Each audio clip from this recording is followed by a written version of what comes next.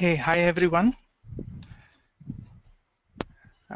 Can you hear my voice and see my screen?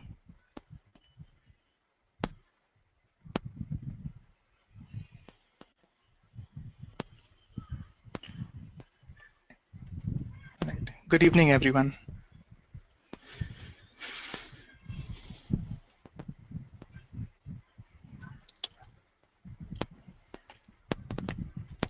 All right, so let's get started. So before starting, Chaitanya has a question: how to debug MapReduce programs in Eclipse? So Chaitanya, you can basically run MapReduce code in local mode. So remember, there are three modes of operation of MapReduce. One is local mode, that's also called as standalone mode. And the other two are, that's a pseudo distributed mode, that's a single node cluster, and there's a multi-node cluster.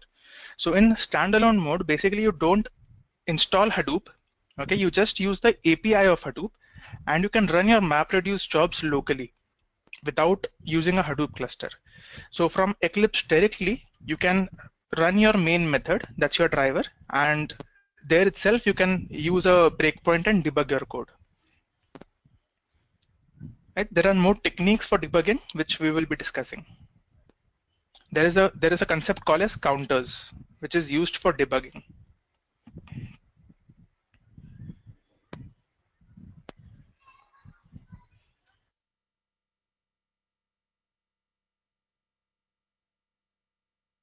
All right, guys.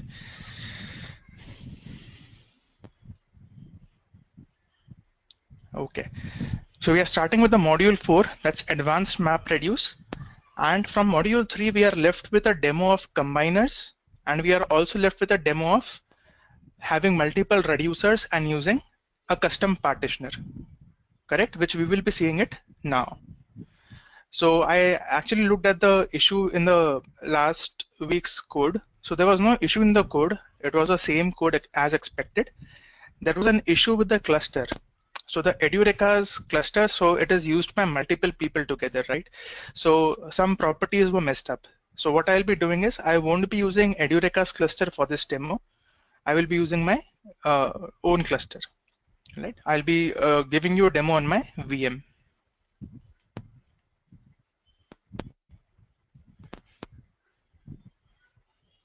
Right. So we'll be looking at some advanced concepts in MapReduce.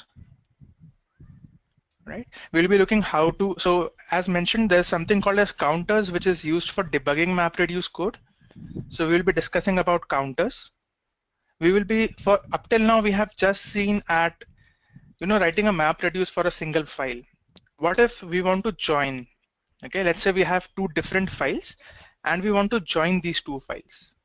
The same join which you perform using a SQL, MapReduce also can be used for joins, right? So there are types of joins in MapReduce. There is something called as map side join and reduce side join. So we'll be discussing that.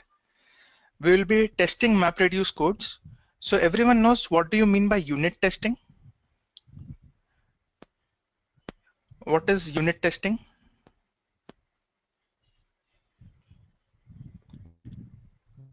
So basically unit testing is something that's a responsibility of a developer. Okay, so what we usually do is we write our code, and that code is working as expected or not, we write some test cases. So for writing test cases, Java has provided various frameworks. So there's a framework called as JUnit. So it's a platform on which you can run test cases, and there are multiple APIs using which you can write test cases. So what Hadoop has did is, it has created one API called as MRUnit. It stands for MapReduce Unit Test.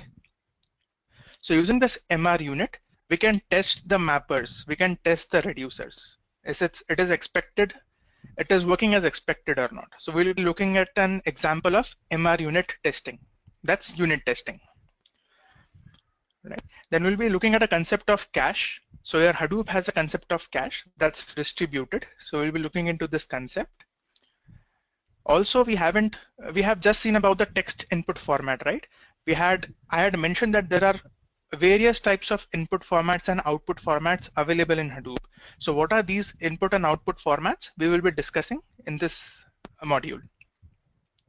And then last thing we'll be discussing about sequence input format. So basically sequence file is a type of a file. Okay, like you have a text file, you have an audio file, you have a PDF file. Similarly, sequence is also a type of a file. So what are the advantages of sequence file in Hadoop, how to use it? We'll be looking at an example of that.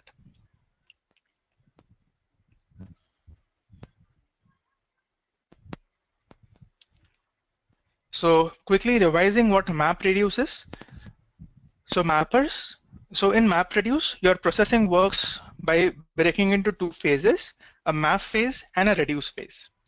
In map phase, there could be number of mappers. There could be multiple mappers running.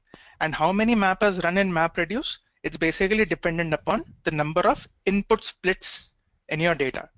Now, what is an input split? It's basically a window on top of your blocks. So once your file is there in HDFS with a fixed block size, you cannot change the block size. Based on what amount you want to process, you can change this input split. So let's say my file is of 128 MB and on 128 MB, I don't want a single mapper to run. I want two mappers. So I cannot change my block size. What I can do is I can configure my input split size to be 64 MB. So as many number of splits are generated, those many mappers would run. So that would happen in my map phase. So number of mappers, it is not in the developer's control. Your framework decides how many mappers to run, and how it decides based on the number of input splits there in your file. Number of reducers is controlled by the developer. If you don't control that, it will take a default value of 1, which we had discussed that we should not use 1 because it will take a lot of network for that single machine, because I would be having lots of mappers. My reducer's input is output from all the mappers. So having a single reducer will use the network of a single machine, which will totally slow down your job.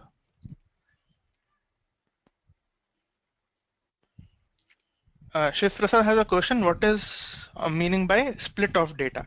So Shiv Prasad, if you remember, we had a concept of input splits in MapReduce, correct? So what happens is, once you place your file in HDFS, it is broken into blocks. So let's say I have a 1 GB file, which is broken into 8 blocks, correct? Now for this 8 blocks, if you run a MapReduce job, there would be 8 mappers. But I can control how many mappers to run. All right, how? Basically, let's say for these 8 blocks, I don't want 8 mappers, I want 16 mappers. Let's say my cluster is very huge, right? It is not processing anything now, it's totally free.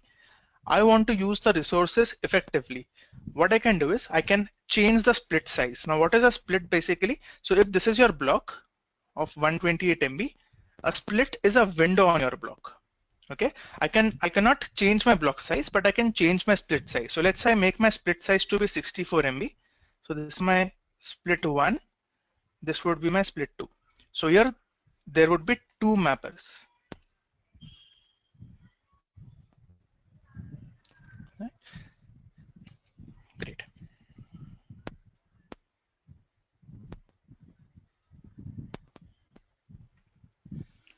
All right. So we're discussing, yeah. So your mappers, when it writes the output, when mappers creates output, the output of mapper is stored on the same machine where the mapper was running. Now, where this mappers, reducers, all of these, where do they run? They run on node managers, correct? Basically, they run inside a container, and the container is launched at a node manager. So the mapper's output is always stored locally where the mapper is running. That local output goes to a reducer over the network, and this phase is called as shuffle and sort. Okay, so a mapper output is shuffled across the network, it goes to the reducer, and the reducer output is stored to HDFS. Okay, whatever is getting stored to HDFS, it is also replicated. Any questions in this data flow of MapReduce?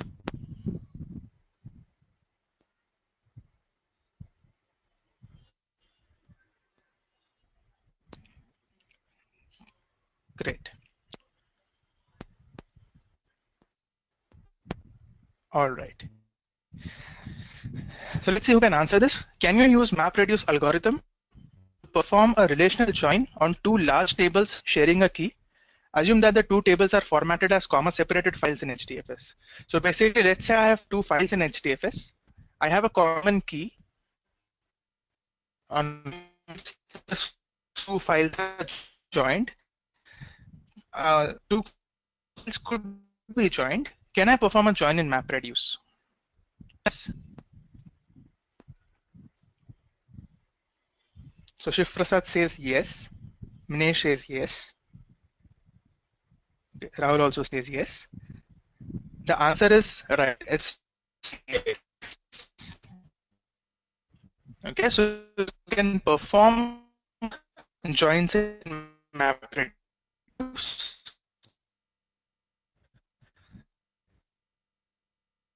But how we will,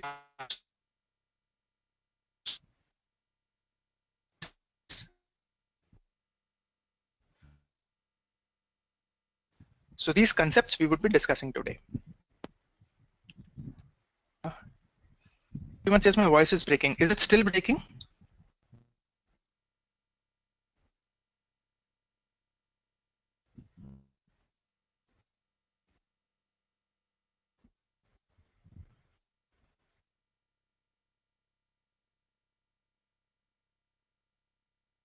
Yeah.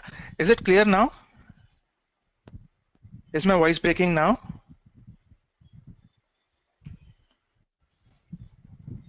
Great.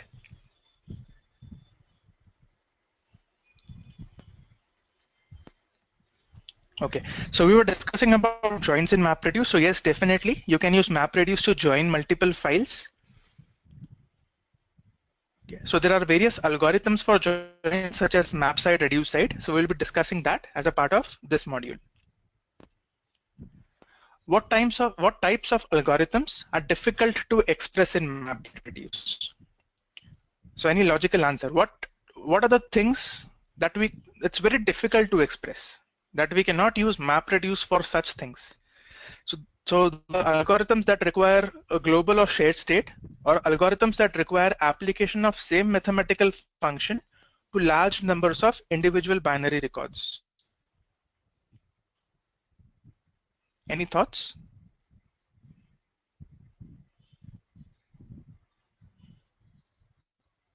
Okay.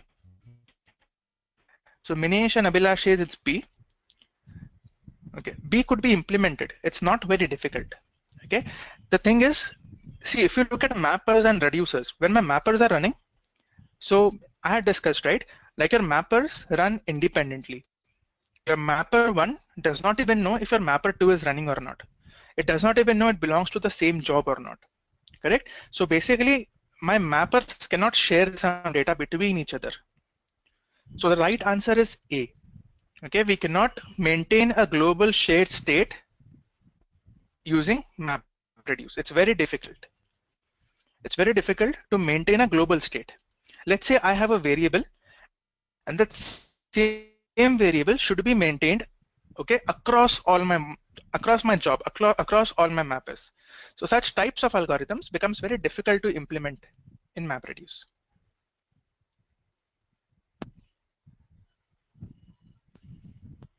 So the correct option is A. MapReduce paradigm works in a massively parallel system. Map and reduce tasks execute in isolation on a chunk of data. So algorithms which require a global shared state to be maintained aren't suitable for MapReduce jobs. Okay, let's look at the next question.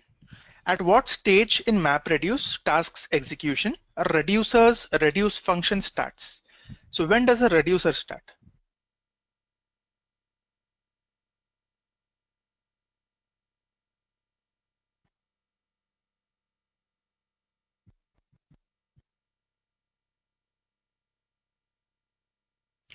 So most of the guys says C. Minesh and Shiv Prasad says it's A. Okay, so A is at least one mapper is ready with the output. So basically, Minesh, what happens is in MapReduce, until all your mappers finish, correct, my reducer will not start. So So let's say I have multiple mappers. I have mapper 1, mapper 2, mapper 3. I have a reducer. Let's consider the same case of word count. Let's consider a single key high. So high is coming from here also, from here also, from here also. Let's say high is coming 10 times from here, 10 times from here, and let's say 100 times from here. What should be the input to my reducer? It's the single key and the list of all the values, right? It should be 10, 10, 100. Correct? Now, this form could not be obtained until all my mappers finish, correct? Because this list would be incomplete until my mappers finish. Right? So until all my mappers finish for a single key, your reducer can never start. It will be always waiting. So the speed of your job depends on the slowest task. So let's say this particular mapper is running very slow. So overall our map reduce will become very slow. So even if a single slow task is there, entire map reduce timing goes for a toss. Great.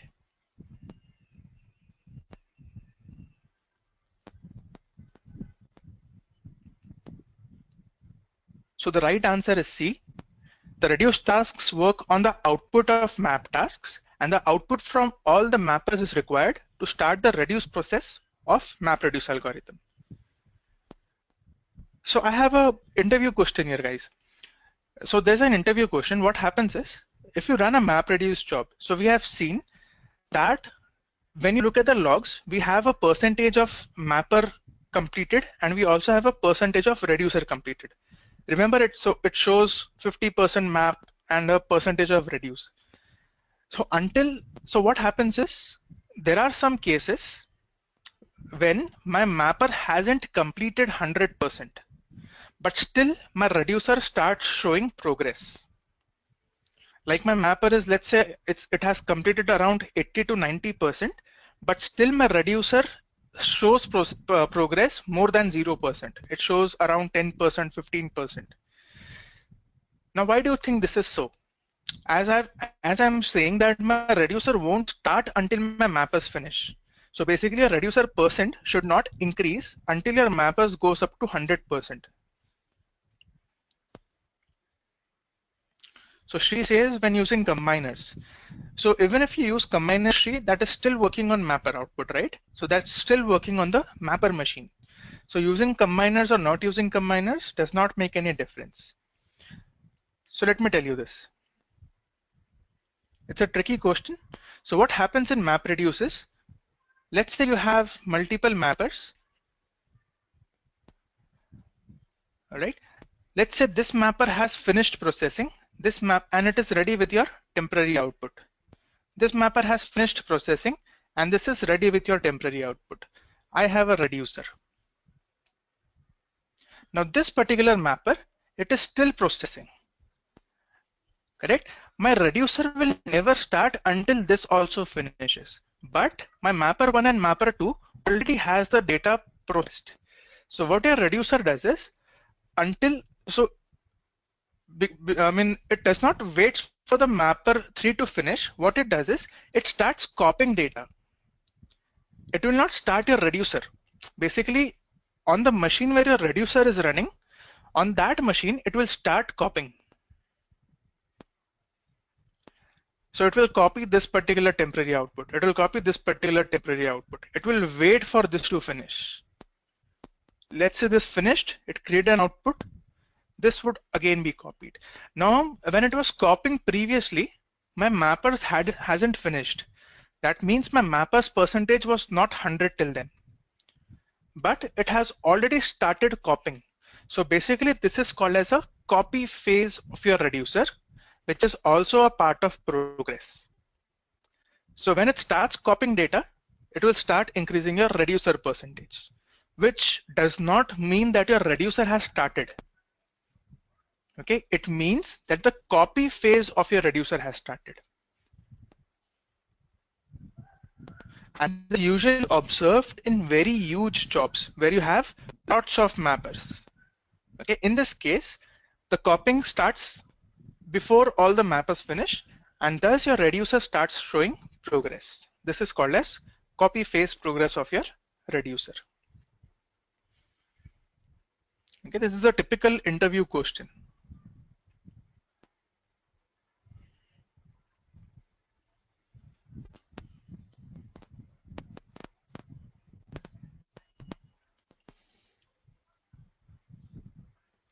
You want to reduce the traffic between mapper and reducer. Your class should implement which interface? How do you reduce traffic between mapper and reducer?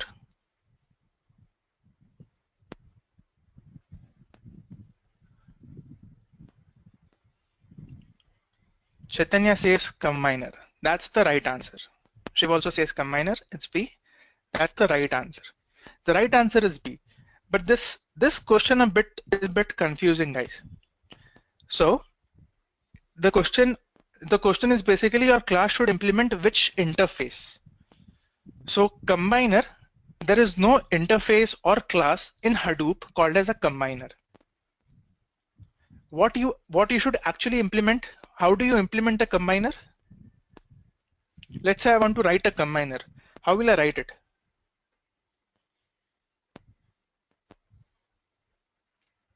Chaitanya says reducer. That's the right answer. So when you want to write a combiner, there is no class or interface in Hadoop called as a combiner. You have to use the reducer interface or reducer class.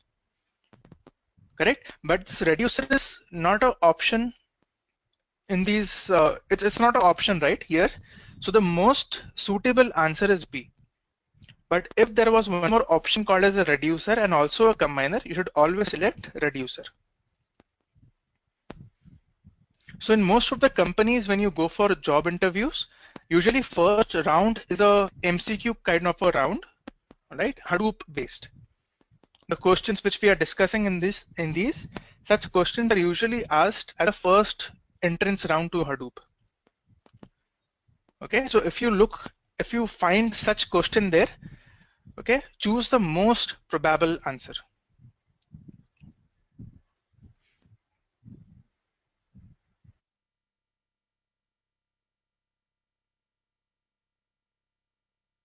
Okay, the correct option is B. Combiners are basically mini reducers. They essentially lessen the workload which is passed on further to the reducers. Right. Now, before going to the joins, let's take a demo of having multiple reducers. That's the first thing. Second thing, writing a custom partitioner, and third thing, using a combiner. So all of these three things, to get an understanding, we will take a very simple example, the same old word count example. So what I'll be doing is, I will run a word count. So I have my own personal VM.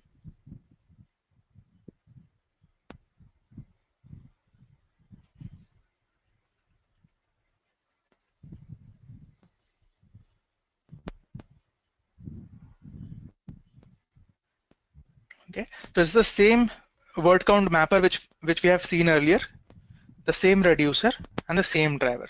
So what I've done is I've created a jar for this. The jar is here. I'll just copy the path of this jar.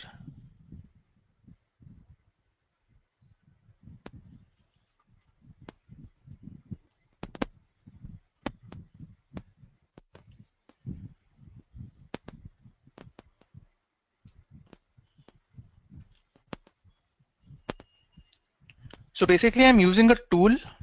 Okay, it's there's a tool in Java called as Maven. Okay, there's a tool in Java called as Maven. I'll just write the spelling. All right, I'm using this tool to build jars.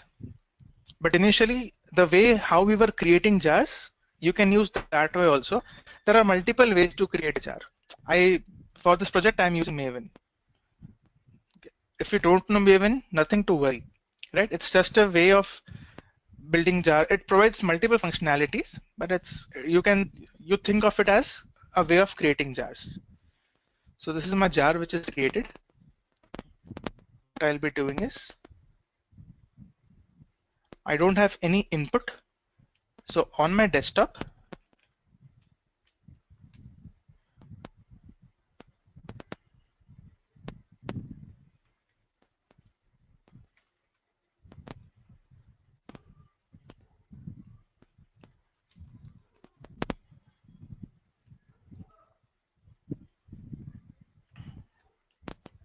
okay, what I'll doing is okay. Rahul has a question, what dependency required for Hadoop in Maven? Okay, so for those who don't know Maven, please don't get confused with this question. Rahul, the dependency required is the artifact ID should be Hadoop client, Hadoop-client, the version, whatever version you use, and the, what's the third thing which is required? Group ID. The group ID is org.apache.hadoop. Okay. So in your Maven repository, if you just search for Hadoop-client, you will get the dependency there.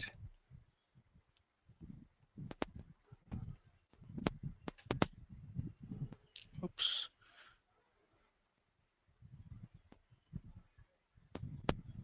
Okay, so I'm just doing a full screen.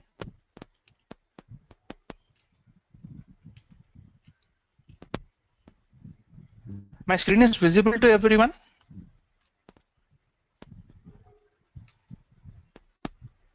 Oops, I cannot work with full screen. I'm not able to see the Edureka's control panel. All right. Manish asks, is this your desktop? No, Manish, it's a VM.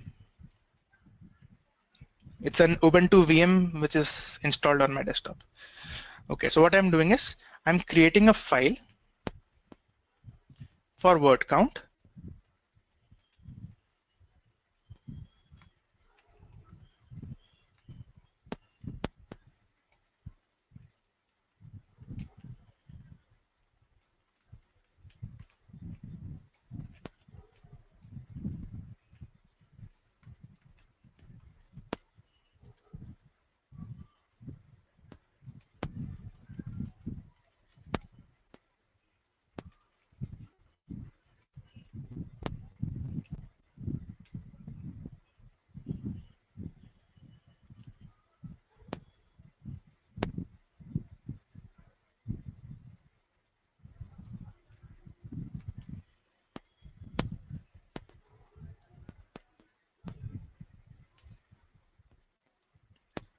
Let me quickly reduce the resolution of my VM.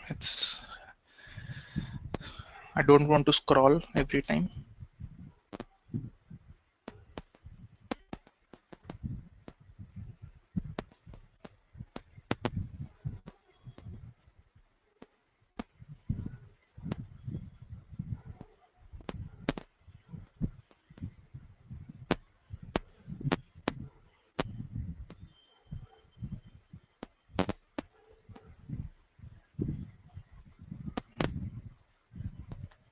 Right. The terminal is visible to everyone clearly, right? The size is okay? Great. So I've created a file on my desktop, WC input. This is the file. I'm placing it to Hadoop. So Hadoop fs-put this WC input, and I'm placing it to user. There's a user called as HT user in my case.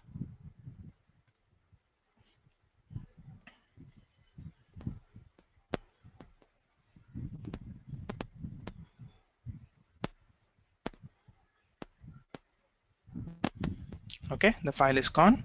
So I'll be now running this word count on it, Hadoop jar, the path of my jar, which I've just copied.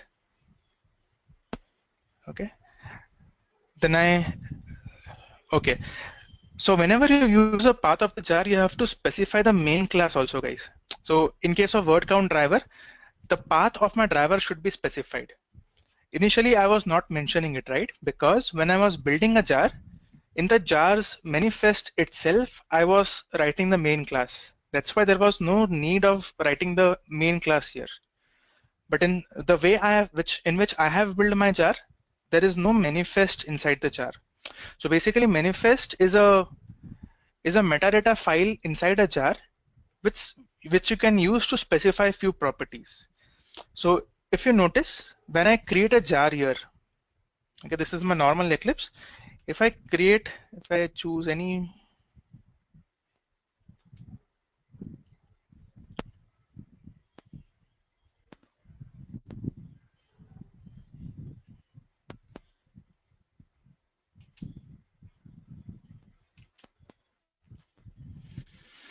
okay.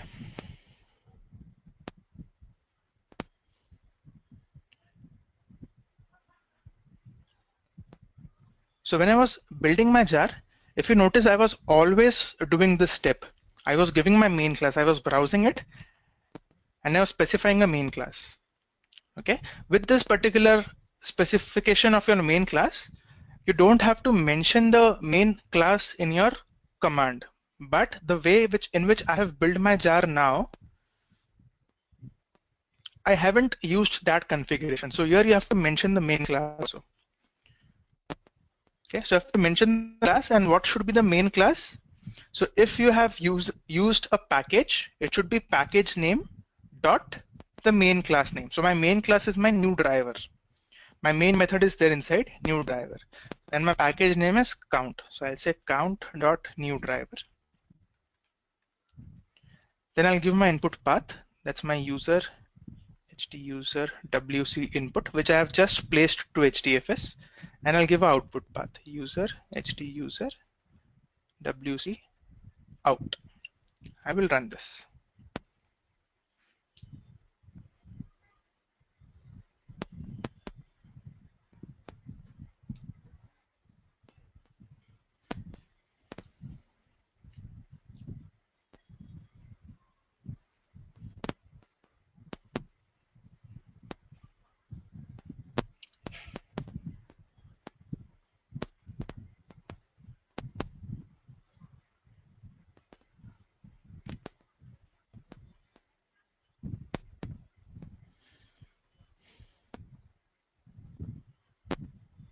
So VMs are usually very slow.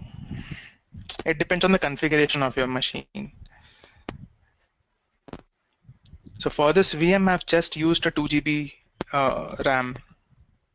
That's why it's a bit slow.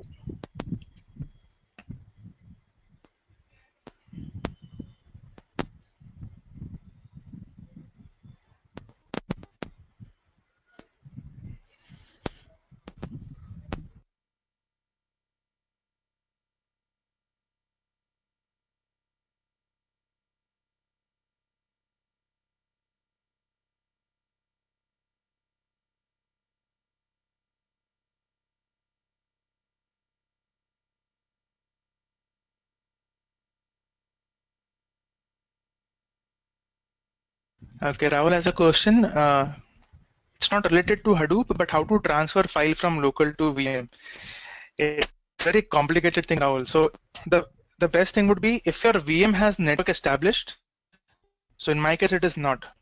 It does not. There are some issues with the VM here. So my Windows has network, but my VM does not has network. But if the networks are established, then you can use any FileZilla kind of a thing, like the thing which I was using for transferring to Edureka's VM. Okay, FileZilla, or so there are also there is something called as VMware tools. So if you install the VMware tools, then you can transfer. So what you can do is inside there's a folder called as MNT.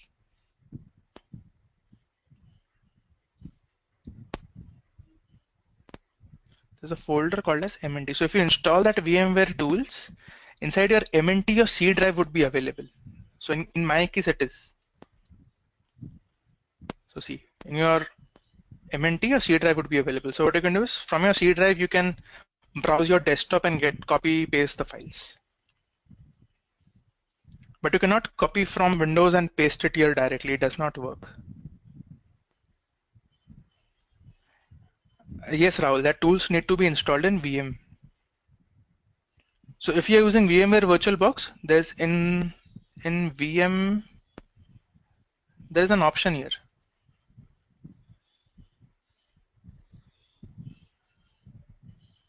Yeah, there's an option here, install VMware tools directly, but you should have network established inside your VM for this.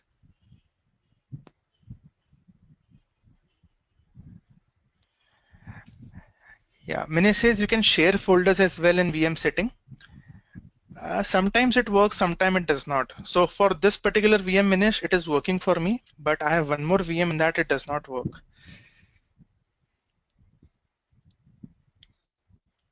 Okay, so my MapReduce is executed.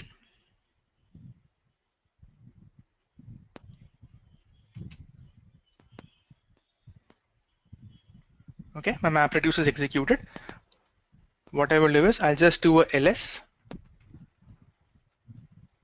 on my WC out. There would be a file called as part r00000 because I've used a single reducer by default. I haven't changed the number of reducers. Okay, part r00000. I'll just cat this file.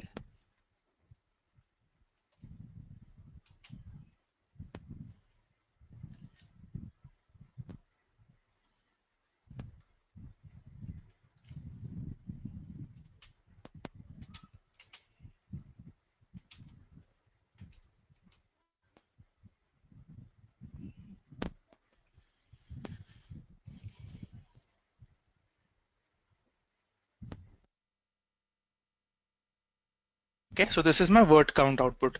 Now what I do is, so I have a single file here, right? What I do now is, I will increase the number of reducers.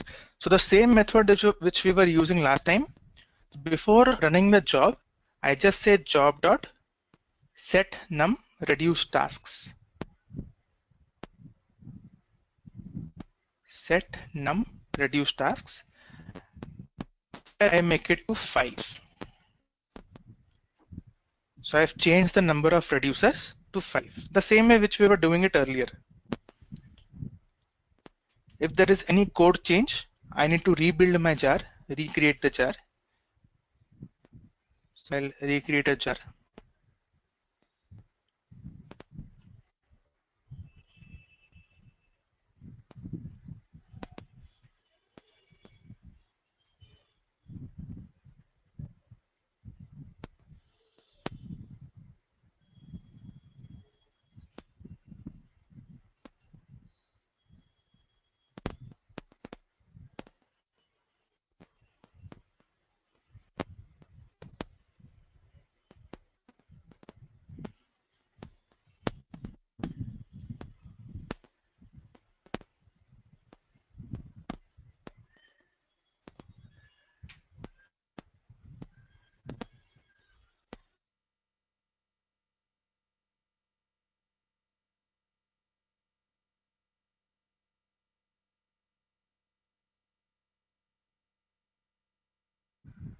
Okay, so when it says build success, my jar has been created. So the location of the jar is same. It's the same jar. So what I'll be doing is I'll be running the same command. I'll just change the output directory. Right. So what I've done in my code is inside the same jar, I've changed my number of reducers to 5. Now what will happen if you change the number of reducers? So the thing that will happen is shuffle and sort. So I haven't specified any partitioner, right? So what will happen is your map reduce, it will calculate the hash code of your keys, correct? It will calculate the hash code of the keys and it will apply a formula. So it's just a quick revision until the job runs. So it will apply a formula, hash code mod the number of reducers. Okay, so let's say for high, my hash code is, let's say 100, and number of reducers I am using 5. So it will do 100 mod 5, which comes to 0. That means high, may it come from any mapper, will always go to reducer 0. And how do you verify it's going to reducer 0? So this particular keyword high would always be there in my part R 00000.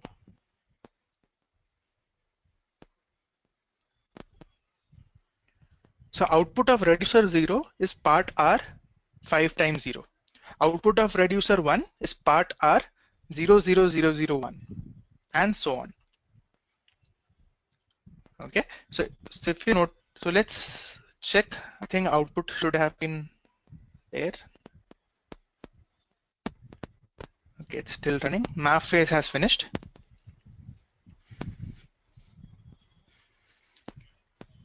Okay, so what do you think, guys? How many output files should be there in this case? How many output files would be created?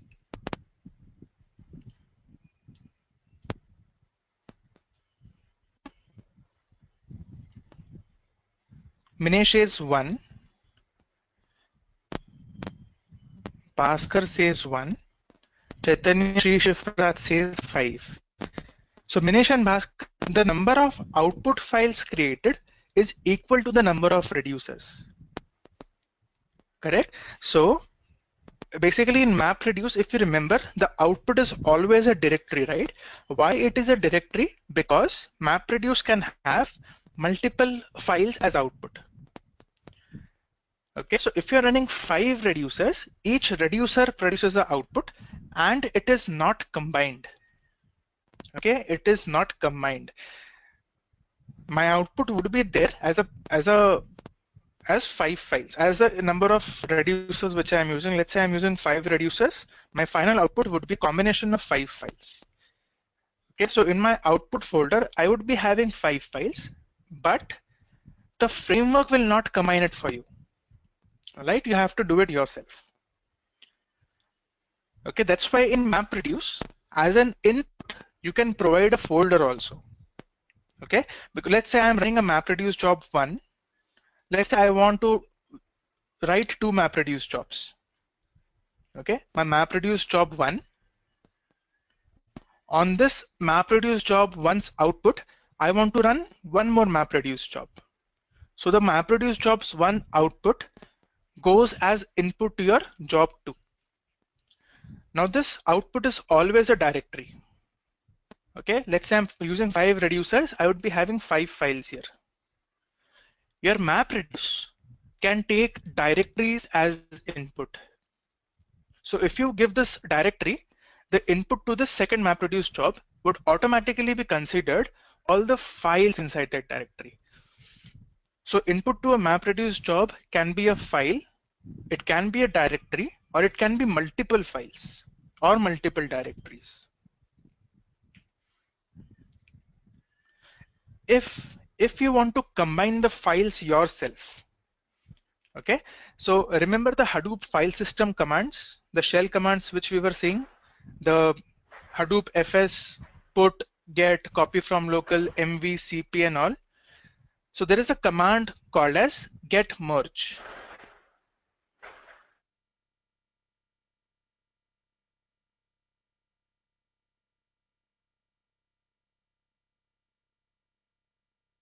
Bhaskar has a question. Bhaskar has a question. What would be the key value for the second MapReduce job here? So it basically depends what your algorithm is, what type of file you want to process, Bhaskar. Let's say the logic is very complicated. You don't want to process it in a single MapReduce job. You can break it into phases. Okay, that totally depends on what logic you're applying. Okay, so I was talking about the get merge command. So if I show you in the Edureka's VM itself,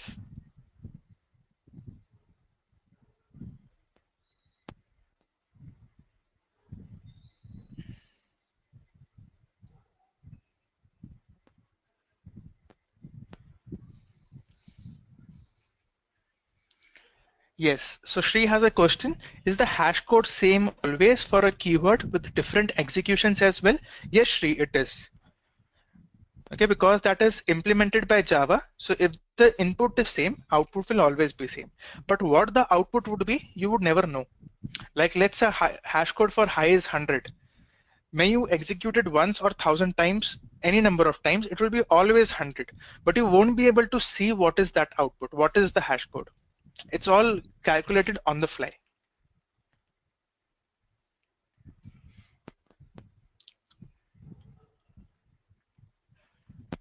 Okay, So Hadoop has a command. If I just do Hadoop fs, it also has a command called as get merge. Now what this get merge does basically, it is designed for, okay, so Chaitanya has a question. If reducer output is null, still 5 files would be created? Yes, Chaitanya. So even if the output is null, and if I specify number of reducers to be 5, okay, 5 files would be created. It would be empty files, but it would be created. Okay, now what this get merge does basically, so in my folder, okay, let's say I have 5 files. So this get merge command, okay, with this get merge command, it takes input as a folder, and the output of this get merge command is the concatenation of all the files inside that folder. Okay, so what get merge does, it concatenates all the files together. Basically all the part files would be concatenated into a single file and then downloaded in your system. Basically it's get only, right? Why get is used for? Get is same like copy to local, right?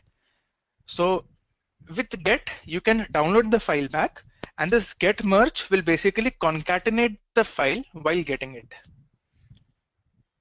Okay, but it's a manual command which you would be triggering. Your MapReduce, your Hadoop does it by itself.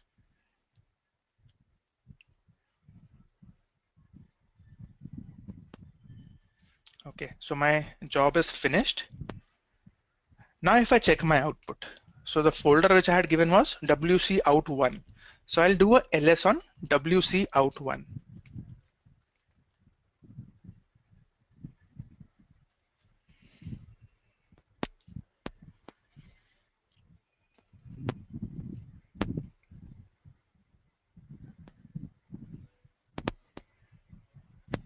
Right, now you see there are 5 files created, correct? Part 0 to part 4.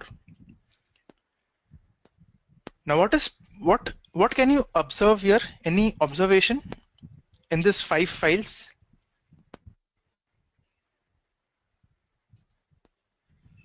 Any specific observation?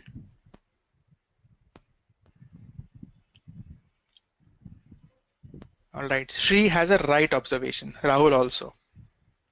Okay, so the observation is this part R01 and 02, it is empty. These 2 files are empty. Okay, now this will answer your question also, Chaitanya. So basically input to your reducer 1 and reducer 2 was null. It was nothing, but still it ran. Okay, when I say it ran, basically it used the resources. It used a container, and when I say a container, it basically used your RAM also and CPU also. So that particular reducer was scheduled, it was running, but it processed nothing, but it consumed the resources.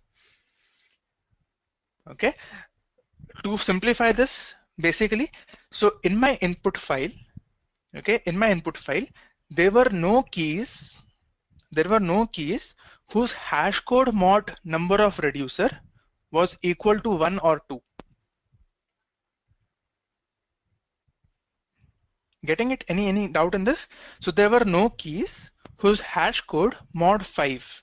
Why 5? Because number of reducers is 5. So there was no key whose hash code mod 5 resulted in 1 or 2.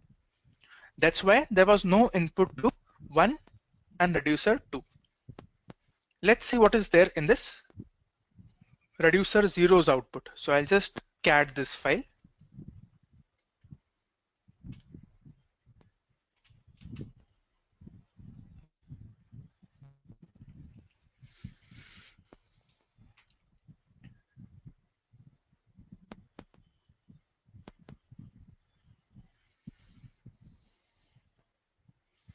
Okay, so this means, so this file has only one key high. So this means hash code of high was such that that hash code mod 5 gave me an output 0. If I check this particular file, part 00003, that's the output of my reducer 4.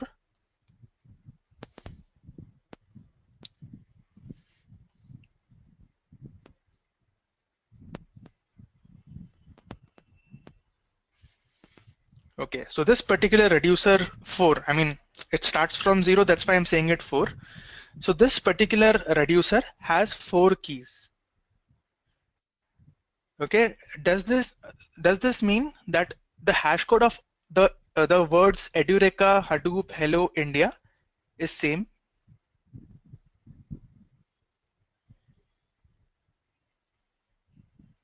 Chaitanya says no.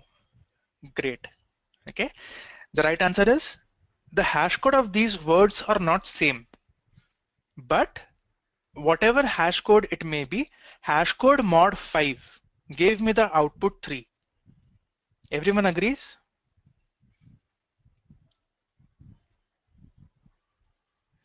So whatever the hash code of Edureka, Hadoop, Hello, India is, that Edureka mod the number of reducers, that is 5, resulted in 3.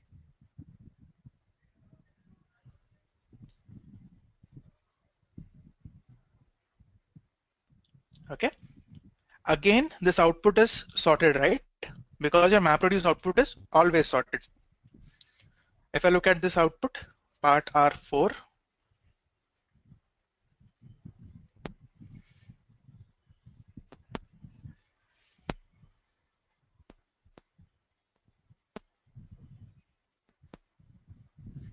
okay, so it has 2 keys, Hardeep and test.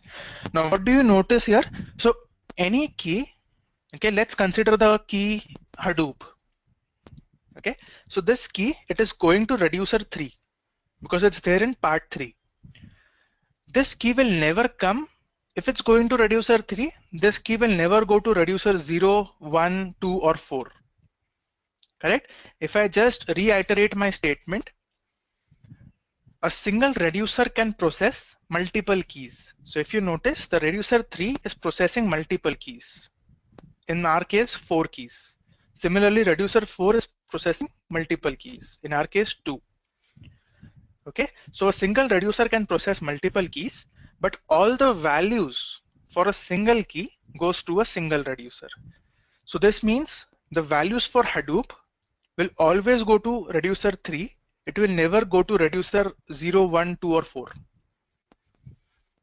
Okay, all the values for this key test will always go to reducer 4 because it's there in part 4, and it will never be available in remaining part files because it will never go to other reducers. Okay, any questions, any doubts? So everyone is clear with using multiple reducers?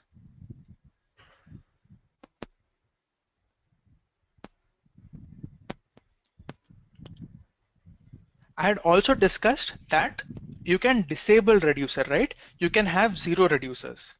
Now let's see what happens with 0 reducers. So what I do is, instead of setting it to 5, I now set it to 0. Basically, I'm disabling my reducer. I am disabling my reducer phase. I rebuild the jar.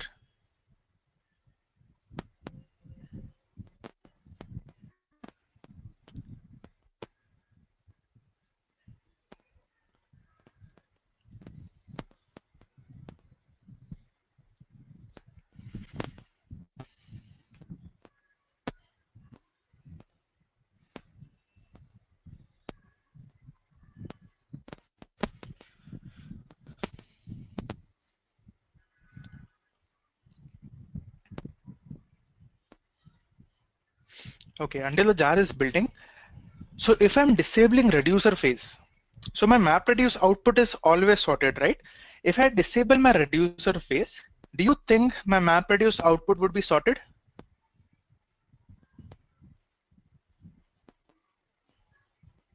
Yes, Minesh has a question that the step which we do when we are disabling reducer, basically, this we do when we do not want to do any aggregation, right, Minesh? When you don't want any aggregation, in such cases, you can disable reducer. Okay. So if you don't use reducer, so will your output will be sorted? So Rahul says it will be partially sorted. Shiv Prasad says no. Shri says it would be sorted. Chaitanya also says no. See, why are you sorting? In MapReduce, basically, why are you sorting? So you remember this concept when I had discussed, when it wants to apply this hash code formula.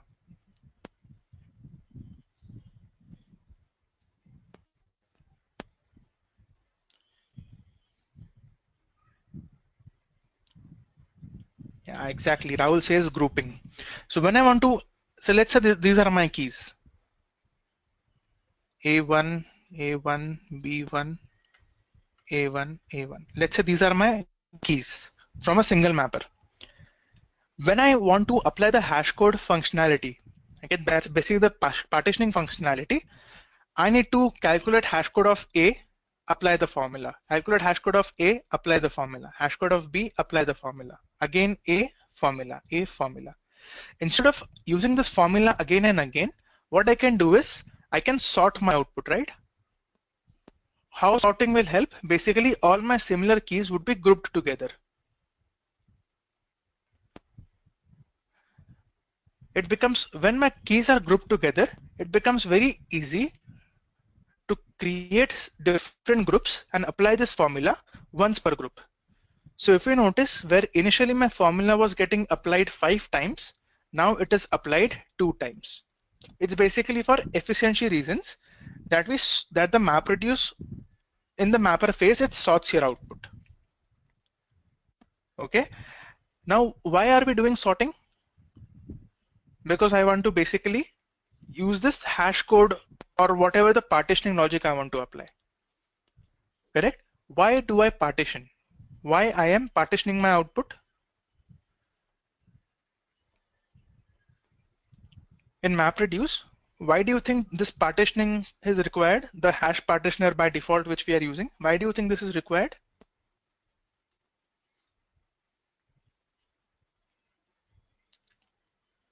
Chaitanya says reduce processing time.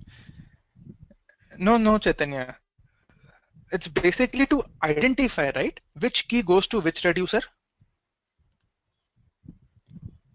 We are doing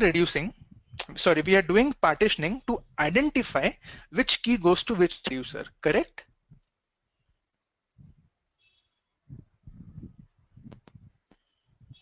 Yes.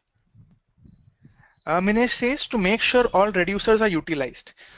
So partitioning basically does not, partitioning is not the thing which makes sure all the reducers are utilized, Minesh.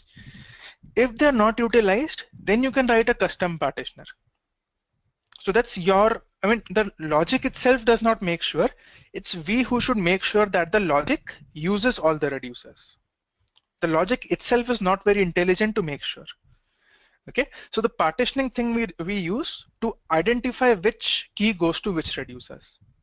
Now, if I disable reducer, let's say I make reducer to 0, is partitioning required?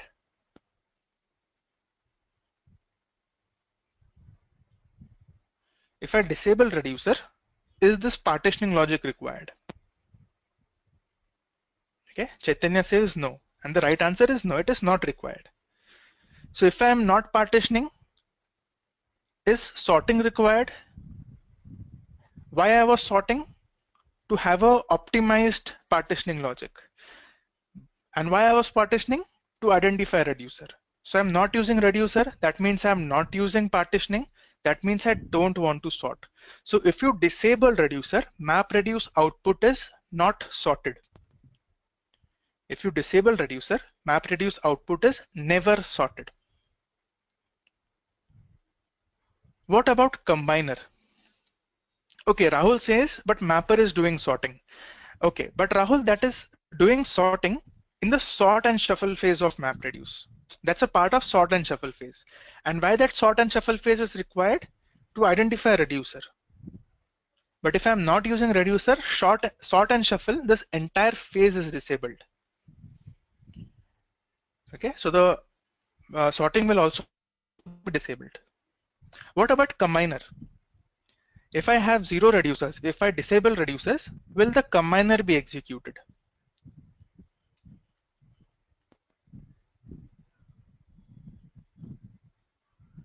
Okay, Rahul says no. Shiv Prasad says no. Chaitanya says yes. So the right answer is no. Because combiner, why it is required? To reduce the traffic between your map and reduce. Correct? It will reduce the network usage. But if I'm not using reducer, that means I'm disabling my shuffle and sort, and it also means I'm disabling my combiner. So if you're not using reducer, your entire shuffle and sort is switched off. Okay, which also includes your combiner logic. So even if you specify combiner, it will never be executed. Okay, so what I have done now, my jar is created. I will rerun this output. I will rerun this jar and I'll say output 2.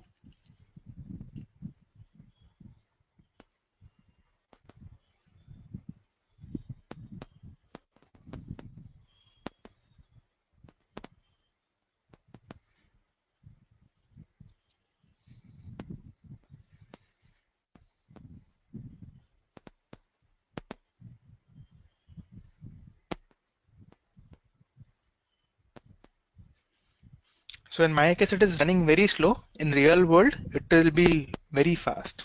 In Edureka's VM also, it runs very fast. My machine is so VMs are usually slow. So you should have patience when you're using a VM.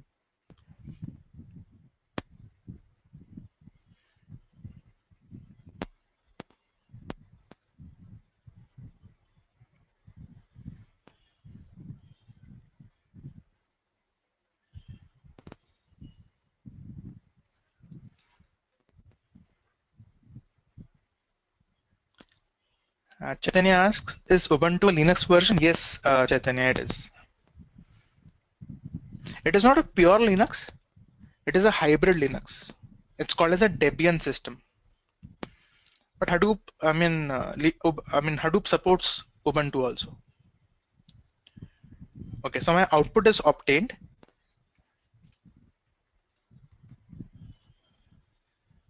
So it was, I'll do a ls on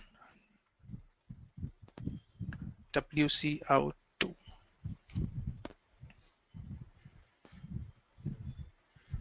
So if you notice, okay, let the output come first. So if you notice, my output file name is now part M. It's not part R anymore. Okay, so this M represents, it's a mapper output.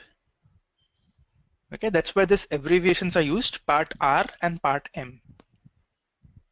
Okay, so I'll just cat this.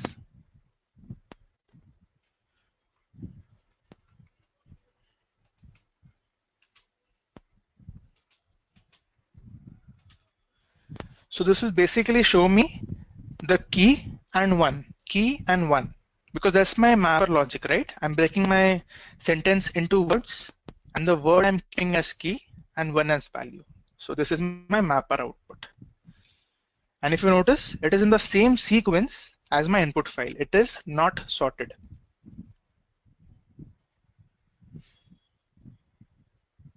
Okay, so now everyone getting a clear picture.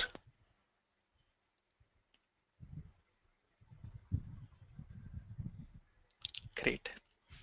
Now next thing what we will do is, so if you see in my previous case, okay, where I was using 5 reducers, in this case, my reducer 1 and reducer 2 was processing nothing. Let me forcefully command my reducer 1 and reducer 2 to process some keys. How can I force a reducer to process a specific key? Chaitanya says custom partitioner, right? Rahul says change the logic. That's it. That's the right answer. Okay, so we can write a custom partitioner. Why this is imbalanced? Because of the partitioning logic. Okay, how we can configure this? Not configure it. Basically, how we can control this? Using a custom partitioner. So let's write a custom partitioner. Okay, so for writing a custom partitioner, so with your mapper, reducer, and driver, you have to write one more class. I create a new class. I'll name it as my partitioner. It's very simple to create a partitioner. Okay, like when you were writing a mapper, you were using extends mapper. For reducer, you were using extends reducer. Similarly, for writing a partitioner, you will say extends partitioner. Okay, now what key value you should use for partitioner? What should be the type of keys and values for partitioner? That would be basically mapper output types, right? Because based on my mapper output, my partitioning logic is applied, correct?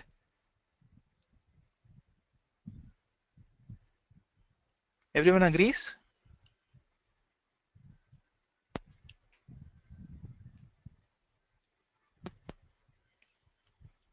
Right? Yes, everyone agrees. So basically, what I'm partitioning my mapper output, right? Because that goes to the reducer. So my mapper output types would be the input to my partitioner. And in the case of word count, it is text and int writable.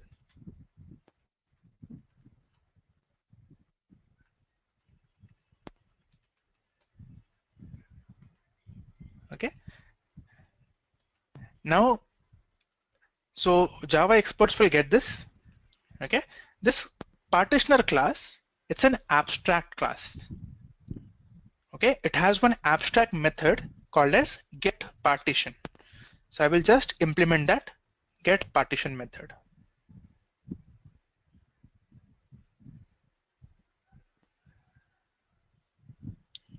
Okay, I'm just overriding the get partition. Now, if you notice the signature of this get partition, it has the first argument is text. And what do you think this would be? What would be this arg0?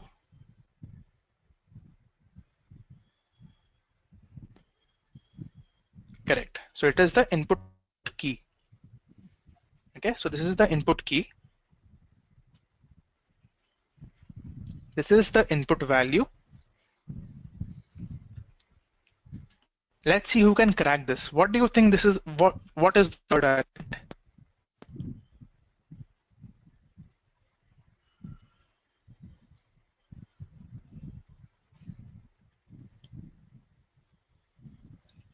Great. So Chaitanya and Rahul has the right answer. That is the number of reducers. That is the number of reducers. So if I run this code with number of reducers 5, this R2 would be 5. If I run this with number of reducers 10, this R2 would be 10. Okay, so this is basically number of reducers. I'll name it as num reducer. Okay, now the logic is very simple. See, for writing a partitioner, you should know what keys and values you have in your system, on which input you are running your map reduce. Unless you know what are the keys, you won't be able to write a partitioner. So if I look at my keys, these are my keys, right? So let's say hi and hello, I want to send it to reducer 0. Okay, so what I will do here is I will say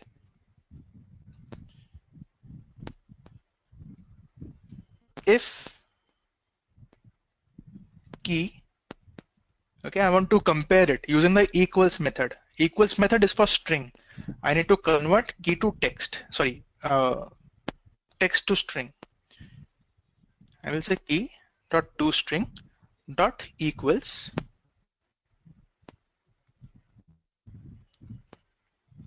hi. Or let's say, okay, let's keep it separate. How many keys are there? 1, 2, 3, 4, 5. Okay, I have 6 keys, namely hi, hello, Hadoop, Edureka, test, and India. I have Hardeep also. 7. I have 7 keys.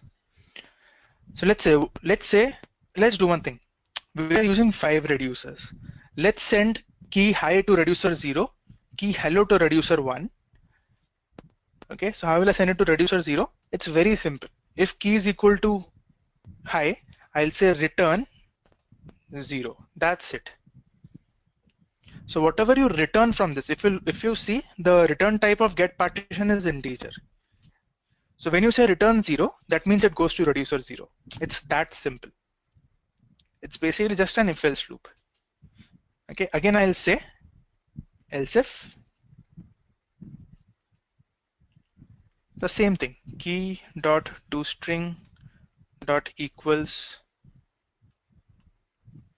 hello. So whenever there is hello, I will send it to reducer 1. And how will I send it? Return 1. This means hello will always go to reducer 1. So if I'm writing a custom partitioner, it will never calculate the hash code. It will just obey your returns, whatever you return. Okay, again I will write else if key dot toString dot equals the third key, I hello Hadoop.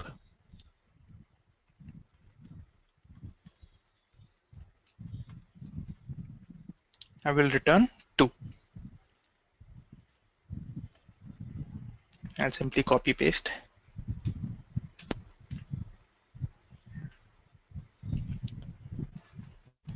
Okay, for Eureka, I will send it to reducer 3. For Hardeep, I'll send it to reducer 4. Okay, so all my reducers are finished, right? I'm using 5 reducers. What about the remaining keys? That won't work. So what I can do is, instead of writing an else if, I can just say else.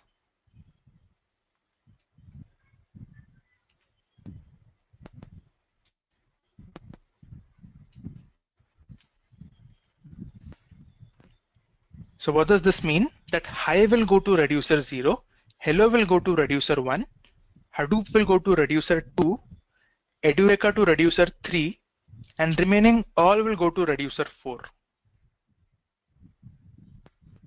Okay, so what are remaining? I have test, I have India, I have Hardeep. So all of these will go to reducer 4. Okay, why do you think this num reducer is provided? Why do you think I have this num reducer?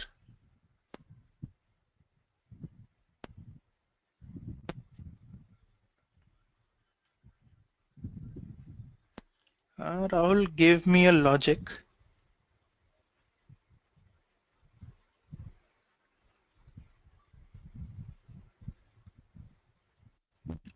Okay, so basically I'll just tell you why this num reducer is provided.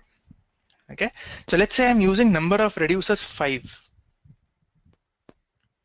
Okay, in that case, if I'm using number of reducers 5, I cannot return something greater than 4, right? Let's say I write one more logic, I return 5 also. So that means that reducer 6 is there, right? But I'm using only 5 reducers. Okay, so this num reducer variable is available to us so that I scale my number of reducers between 0 to this num reducer.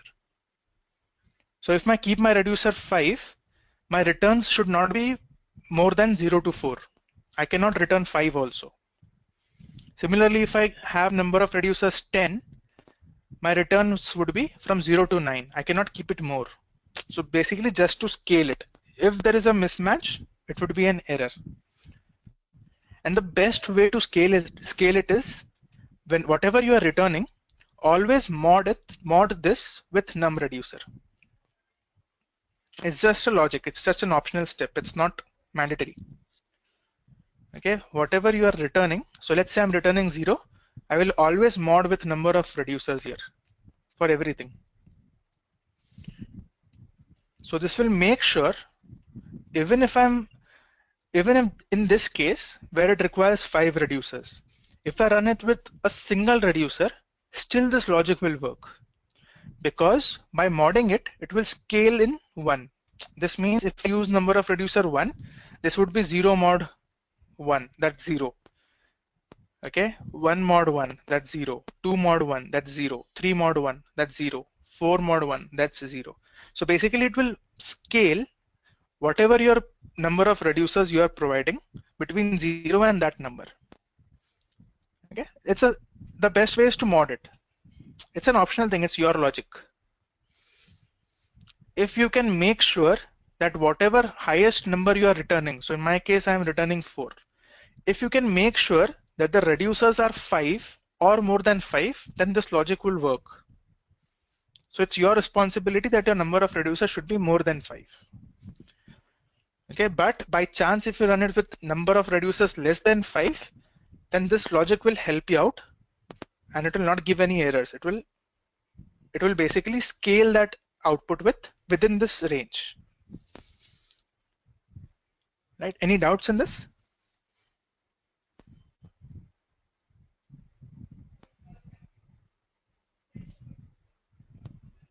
So Rahul says, if we assign same key to 2 reducers, will it give exception? Yes, Rahul, it will. Okay, same key can never go to 2 reducers.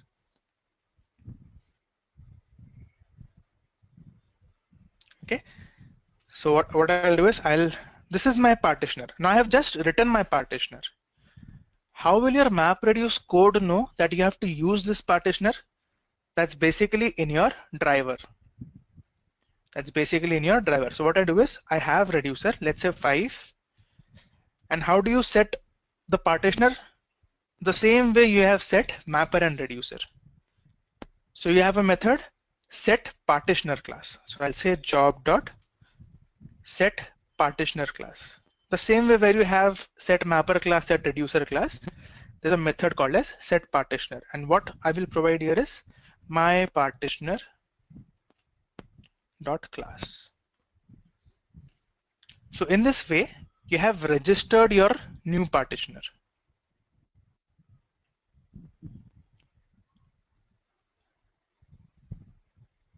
Okay, Manish has a question you can mention anywhere. Yes, Manish, you can mention it anywhere. There is no specific sequence. The only thing is you have to mention it before calling wait for completion.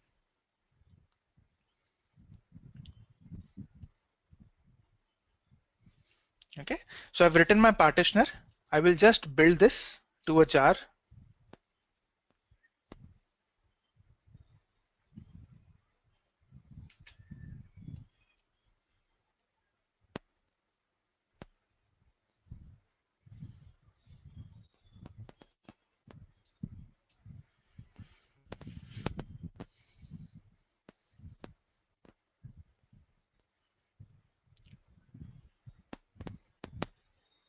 Okay, so based on my partitioning logic, I can predetermine my output, correct? That my part 0 file, part R0000 file will contain hi. Part 0001 will contain hello. Okay, and that way I can determine my output. Okay, you will get a clear understanding when I'll execute this. Let it build.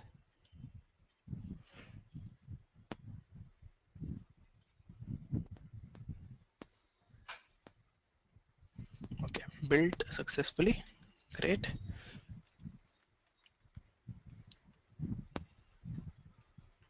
Same jar, I'll change the output to output 3.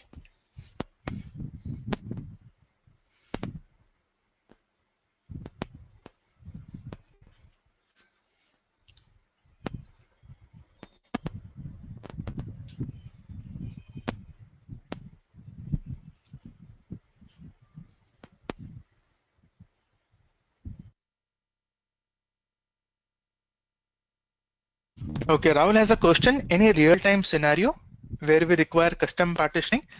Yes, Rahul. So if you consider the same scenario, word count, correct? So 2 of my reducers was processing nothing. Basically, you are scheduling an entire container, an entire task, but it is not processing anything, correct? So in such cases, you should write a custom partitioner. But see, usually I mean, nowadays, not many companies work at MapReduce core level. No one codes MapReduce nowadays. Everyone uses framework. Okay, framework like Hive, Pig, and all. These frameworks are intelligent enough to identify and write custom partitioners themselves. Okay, Bhaskar says, some of my friends who work in big data Hadoop domain says that it is very, very rare that they write MapReduce program. Okay, yes, that's what I'm discussing, Bhaskar.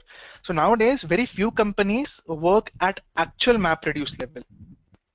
Okay, everyone uses these frameworks. Okay, so Bhaskar, the question, is it worth spending a lot of time in learning MapReduce or concentrate more on other areas mentioned above? So Bhaskar, see, the other areas like your Pig and Hive, ultimately they are converting your code to a MapReduce. So if you don't know what they're actually writing it to, okay, you should know the context thing that your Pig is writing a MapReduce. So what it is actually doing in MapReduce, that you should know, right? You should know the internals. So we are learning the core Hadoop. Okay, so you should know it. I don't say that you spend a lot of time coding examples. Okay, you should not waste a lot of time writing it, but you should spend some time learning the data flow, like how it is implemented. That would be good enough. There are lots of other concepts also, like writing a custom input split. That also very, very rarely someone writes it. Still, we will look at an example, but if you understand it, that's great. If you don't understand it, don't worry. No one will actually tell you to write a custom input format.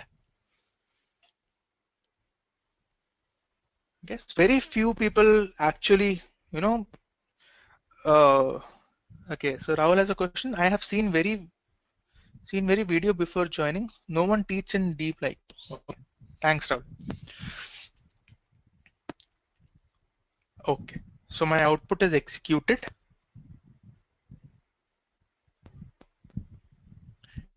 Right, Bhaskar says waiting for Pig and Hive. Again, okay, one thing, Bhaskar. So, see, Pig and Hive are frameworks. I mean, frameworks are so Pig in itself is very vast. Okay, we cannot even cover that in 30 hours. It's very vast. Similarly, Hive. What we are doing is, as a part of this course, we are completing MapReduce to the depth. Okay, so what Pig and Hive would ultimately be doing, that piece we are covering in depth. Pig and Hive, we will look at what are the features of that. Okay, so we cannot deep dive very deep inside Pig and Hive. Okay, see, so there are lots of things in Pig, lots of things in Hive. We cannot cover everything, but you will get a clear understanding what actually Pig is meant for, what actually Hive is meant for. Okay, I'm just setting the expectation. So don't expect that in Pig we will cover 100% Pig, because Pig is very vast. So if I just tell you what Pig is doing, we will see a few examples how to use it. Then it's up to you what else you can implement using Pig. Okay, because what you have in hand, you know how Pig is working. Okay, you know how MapReduce is working. It's just a matter of a code.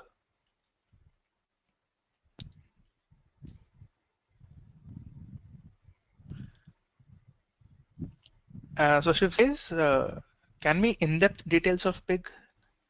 Okay, Shiv, so in Edureka's LMS, batch LMS itself, we have lots of materials on Pig. In fact, there is an O-release publication for Pig also. It's I guess, I don't remember the name of that book. I guess it's Programming in Pig. Okay, that's the best book for Pig. Okay, so I have my output.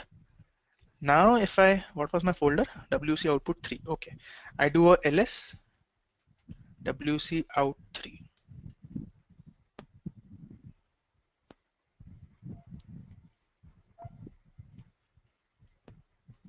Did I miss anything? Hadoop. Okay, I didn't use ls. Okay.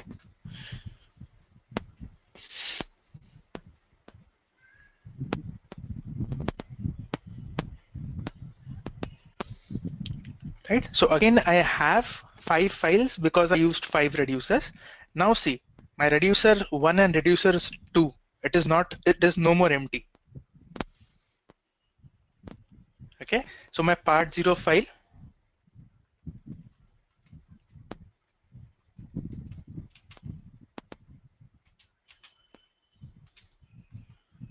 it would definitely have high because I have forced it to. It will have only high. My reducer 2, that's basically if I start from 0, so my reducer 1 will have only hello.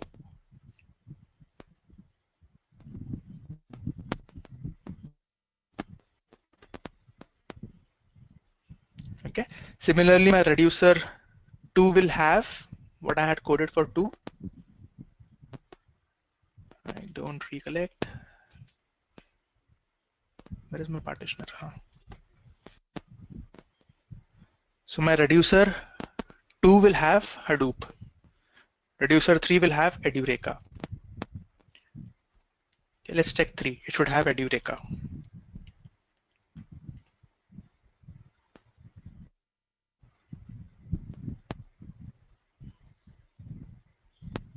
Perfect.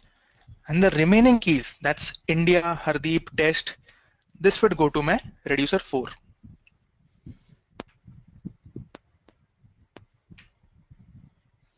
So always remember, when you're writing a custom partitioner, always make sure you have an else loop. So you have multiple ifs, but at the last you should have an else. Because whatever is not covered in your if loops, it will always fall back to the else loop of your code.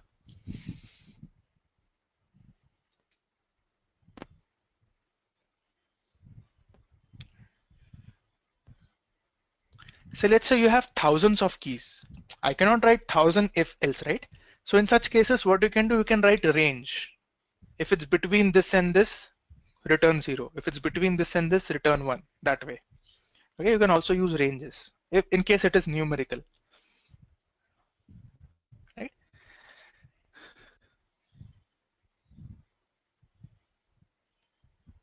Okay, so let's have a break, a 5-minute logical break. So if you have any questions, we can take it here. The next part is we'll be looking at combiners. Okay, so Minesh has a question. If you compare, so just before answering your question, Minesh, let me just set up a timer.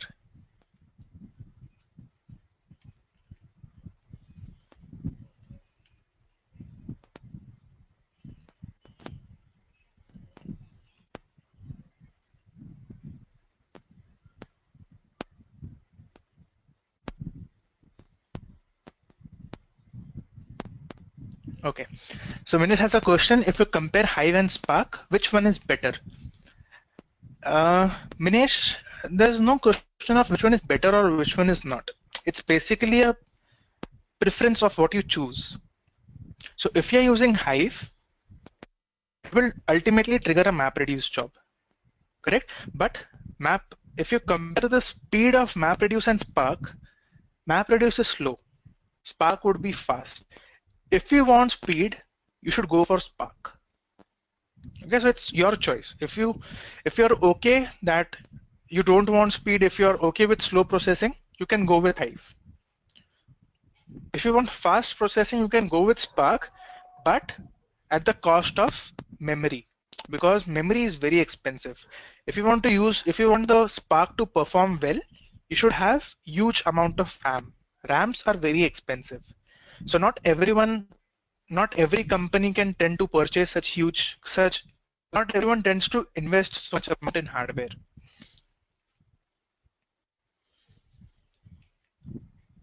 Okay, so Kishore has a question. I like more scripting programming like Python or Perl than Java. So can I do MapReduce programs using Python in companies? I know it depends on the architecture. Yes, Kishore, you can use Python to code for MapReduce. But let's say if you don't want to code at the core level, okay, you can use Pig also. So if you're interested in using scripting language, so Pig is also a scripting language. Okay, it's not very similar to Python, but the flow kind of thing is very similar to Python. Chaitanya has a question. Spark is used in cloud computing. Chaitanya, you can use it in cloud also or on-premise also. Doesn't matter. The only thing which you require is you have more RAM.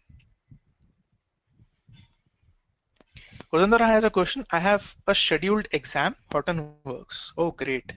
Can you help me with what all to be prepared to clear the exam? Is Edureka has any set of some test papers or FAQs? I'm not sure, Kodandara, if they have it for certification. And I'm not even very sure about Hortonworks because I've done my certification in Cloudera, so I can guide you with Cloudera. Do you know, is Hortonworks MCQ based or practical based?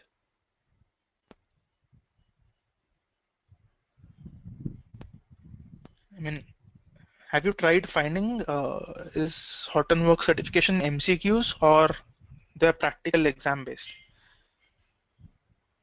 Oh, basic only MCQs. Great. Then whatever things we are discussing now, I mean, the questions which we are seeing, most of them are actually from certification only. So Kishore says, if you have any dumps, can you share for Cloudera?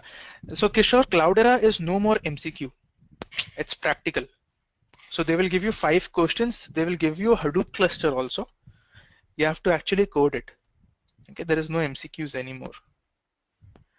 And for Hadoop certification, there are no dumps available. So even if you go with Hortonworks or Cloudera, there are no dumps. Rahul has a question, why Spark is faster than MR? At the end, Spark convert to MR. No, Rahul, at the end, Spark does not convert to MR. Okay, Spark's algorithm implementation architecture is totally different than MapReduce. MapReduce uses disk for processing. Spark uses memory. Okay, they are totally different. Chaitanya says, what is Cloudera certification? So Chaitanya, there are lots of companies who are selling Hadoop as a product. Okay, the famous is Cloudera. There is also a company called as Hortonworks. There is MapR. Now these companies basically are having certifications for Hadoop. So you have a developer certification. You have an administrator certification.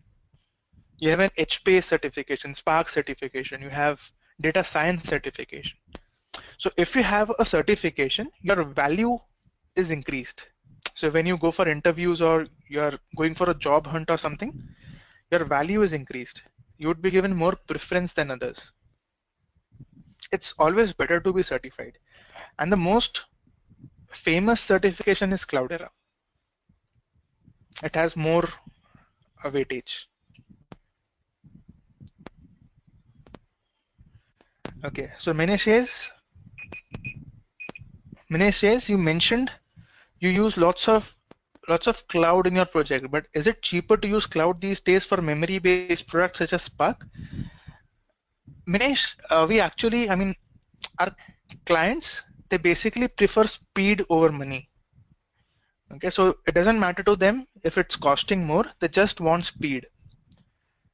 Okay, so we are actually performing a POC. I can just quickly brief you what we are doing. It's very interesting. I mean, I am also working for the first time in this particular thing.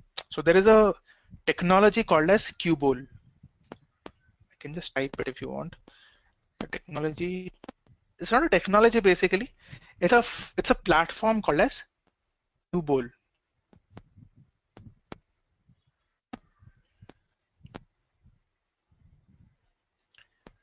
Okay, so just before coming to this, I'll just answer this question. Kodandarao has a question. Oops, it's very big question. Okay, so he says Hadoop certification is a multiple choice exam that consists of 40 questions with a passing mark of 75%. I'll read it aloud just for anyone who are interested in certification. So the Hortonworks certification is a multiple choice exam that consists of 40 questions with a passing of 75%. Exam is based on Hortonworks data platform and consists of questions from the following categories: data access, which includes Pig, Hive, HCatalog, Thales, Storm, HBase, Spark, and Solar. data management, which includes HDFS and Yarn, data governance, which includes Flume, Kafka, Falcon, Atlas, Scoop, Hortonworks data flow. Okay, and operations, which include Uzi, Zookeeper, Ranger, and Knox. Okay, that's great. So Kodandaro, I'll say not everything would be covered as a part of Edureka syllabus. Some of the things are outside syllabus. So you would have to, I'm sure Hortonworks would provide some material for learning. Okay. Okay. So I'll just quickly discuss what I'm doing in Qbol. Okay. So Minnie has a question, right? So if you're using cloud, it will cost more. So what happens is in our processing, we have a process for which we launch a 40 node Hadoop cluster on cloud. Okay, for this piece, there's one piece for which we launch 40 node. When this piece is completed, the next part of processing is we launch a 60 node cluster because next part is a heavy part. So the output of this 40 node cluster, we store it to S3, we shut down this cluster. Then from S3, we load it to the 60 node cluster, we process, keep it back to S3 and shut down this cluster. This entire thing takes us around 2 to 3 days. What Qbol is basically, in Qbol, you can launch a minimum sized cluster. Let's say for example 2.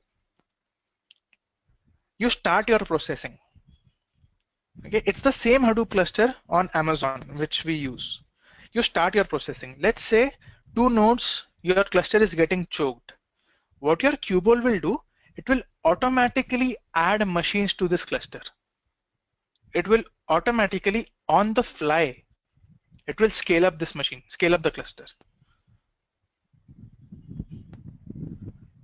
Okay, so what advantage we are getting here? So when we are launching 40 node, for the next processing we require 60 node, but we cannot add 20 plus 20 nodes here. We have to shut down this completely, start a new machine. What we are wasting, what is the limitation here? This 40 nodes output transferring to S3. This takes time. When we start a new cluster, transferring from S3 to this new cluster, this takes time. So with Qbol, what you can do is we can launch a 40 node cluster for the first step of processing, and we can use Qbol to scale up these machines on the fly. So in Qbol, basically you can mention a cap. Okay, so if I mention a cap of say 100 nodes, so at max, my Qbol will only scale up to 100. It will not go more than 100. I can cap the upper limit. And the best part is, if it is not using, so let's say from 40, it launched 20 more. Okay, now my cluster is 60. Okay, why it launched? Because it is intelligent enough to identify that my cluster is having a choke point. It will add machines. Let's say it launched 60 nodes. Now let's say out of the 60 nodes, 10 machines are no more required. Let's say for 15-20 minutes they were required. Now they are not processing anything. It will automatically scale down the machine also. It will close this 10 nodes. Now my cluster would be 50 nodes. What advantage I'm getting here? I'm not wasting any time in this S3 transfer. That's the first advantage. Second advantage is these extra machines which were spinned up, I no more require it. Okay, Qbol will close this down. What I'm saving here, I'm saving here money for these 10 machines. Because each machine I'm launching, it costs me around $0.5 per hour. $0.5 per hour. I think this machine type is R4 8x large. Each machine is 64 GB RAM and 32 cores processor. It costs me around $0.50 per hour. Rahul says my voice is breaking. Is it breaking for everyone?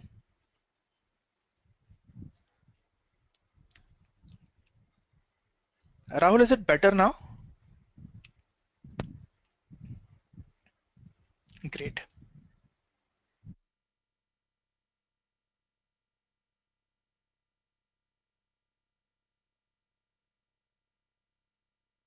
Okay, now let's look at combiner. So with combiner, what I had mentioned, it is used to reduce the traffic between your mapper and reducer. Okay, so let's see how to configure a combiner, and I can also prove you that with combiner, my network traffic is reduced. So I will use the same example. So what I do is, if I ran this code, right? So if I look at my logs, okay. Now whenever you run a map reduce job, guys, is this the one? No, this was my mapper thing. Yeah, this was the one. So whenever you write a map reduce, whenever you run a map reduce job, at the end of your job, you always see something like this, right? Now what are these? These are counters. Okay. Now what are counters? So counters are basically a thing. It's basically a variable kind of a thing, which counts a few statistics of your job. Okay, it counts statistics of your job. So basically, so there are two types of counters in MapReduce. There are system counters and there are user-defined counters. The ones which are displayed automatically, those are system counters. You can implement your own counter also. Why that is required, when that is required, we will see. Okay, so the counters which are displayed, these are system counters. So it counts various statistics. For example, how many data is read, how many reduced tasks are launched, okay, how much time it took to launch it, total time spent by reducers. If you see how many bytes are written, how many bytes were read, how many records was filled, okay, all of these. So it's basically a system stats. Okay. Now, out of these counters, there is one counter called as reduce shuffle bytes. If you look at this, reduce shuffle bytes. Now, what is the meaning of this counter is? It is basically counting how much network is used for shuffling. Okay, basically how much network is used to transfer the mapper output to your reducer. That is the reduce shuffle bytes. And if you notice in this case, it is 236 bytes. Okay, it's in bytes. 236 bytes was used for 236 bytes worth of network was used in this map reduce. Okay, now on the same input file, on the same logic, let's use a combiner and let's see what is the new value for this. Okay, now how do you write a combiner? So it's very simple. You are not writing a combiner. Okay, what I am doing is the same reducer I'm using as my combiner, because it basically agrees to all my conditions of a combiner, right? That your combiner should extend the reducer. So this is extending the reducer. Okay, whatever it is, combiner is basically a mini reducer, right? So this logic which I'm doing here, I can do it in combiner also. Just to reiterate what your combiner is. So let's say from my mapper 1, I have my output high comma 1 100 times. So it would be high comma 1, high comma 1, high comma 1 100 times. With combiner, this would be high comma 100. So it will basically convert this 100 entries to a single entry. How this will help? When it goes to your reducer, it will reduce your network traffic. Instead of sending 100 records to your reducer, it will send a single record. So for combining, I can use this same logic of my reducer. Now, how do you register a combiner? Very simple. Very simple. It's just in your driver. So in your driver, when you say set mapper class, set reducer class, and set partitioner class, there is one more method called as set combiner class. So it's just a configuration in your driver. That's it. And what I will specify here, my reducer. So I'm setting a combiner, which is your reducer implementation. That's it. Only a single line of code. I have implemented my combiner. Very simple. Okay, what I will do next is I will build it to a jar and I will rerun it.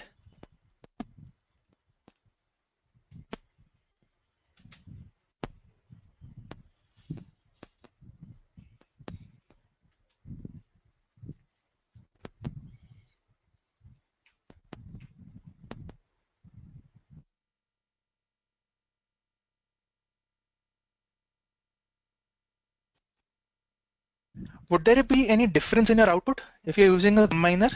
Will your output change?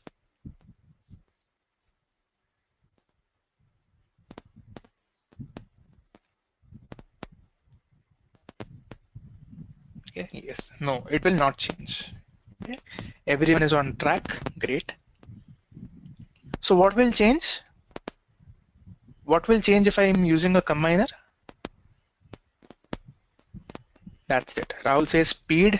Chaitanya gives a more specific answer, the network usage, the traffic. All right. My jar is created. So remember this number, right? 236. Okay, remember this number. 236 bytes of network was used initially without a combiner. The same file, the same logic. I'm running it now with a combiner. Output 4.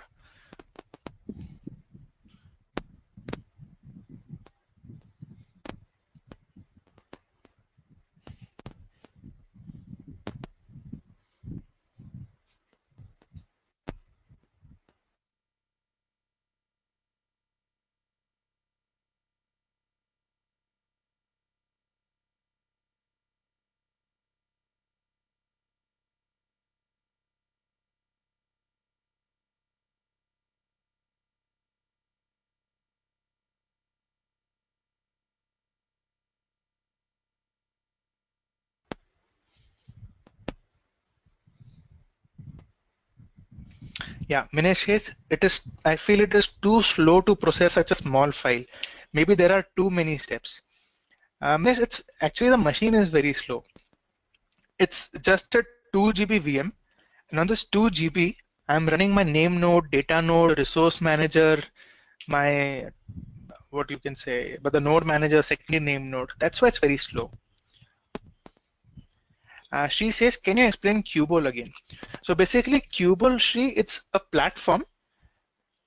So see, ultimately, you're using the normal processing steps. You're using MapReduce, you're using Hive, Pig, Spark, the same frameworks we are using. How Cube helps is, so let's say I'm running it on a 2-node cluster. So what is the advantage of using Qbol? Let's say I'm processing a very huge data and my cluster is going on a choke. It is not able to process. It is taking a lot of time. What Qbol does is, in Qbol, you can basically see, Qbol is only used for cloud. Okay, so if I'm using AWS, for example, Amazon services, in Qbol you can set how many maximum numbers of machines I can have. So let's say I set it to 10. Okay, and initially I have launched 2. Let's say on 2 nodes, your processing is attaining a choke point. Qbol will automatically increase nodes in your system. So what will happen is Qbol will create one more machine. It will install Hadoop. It will start Hadoop. It will add it to the cluster on the fly. You are not doing it manually. Qbol will do it. Qbol will do it automated. So it will add one more machine. It will make 3. Let's say on 3 nodes also your cluster is choking. It will again launch one more machine, install Hadoop, configure it, add it to the cluster. So it is basically scaling up your cluster on the fly. Okay, and let's say for that particular processing thing which you were doing, okay, let's say my processing is finished and my maximum cluster size which Qbol made is, let's say now it is 5. I started initially with 2. Now my Qbol had made it to 5. With 5 nodes, my processing took 50 minutes or 100 or any, let's say 1 hour, and my processing is finished. Now nothing is getting processed. Still my cluster is now 5. Qbol will automatically identify this and scale it down. It will scale it down to the minimum number of machines. You can configure minimum and maximum. Okay, let's say I've configured minimum to be 2. It will scale it down to 2. So it will shut down the 3 additional machines. What is the advantage? You are saving on the money because every machine, every hour, Amazon has a fixed price. Okay. All right. Now my output is there. Output would be same. Now just check this reduce shuffle bytes. Have I changed my input? No. Have I changed any logic? Have I changed any partitioning thing? No. But still my reducer, my network has reduced from almost 100 bytes of my network is reduced.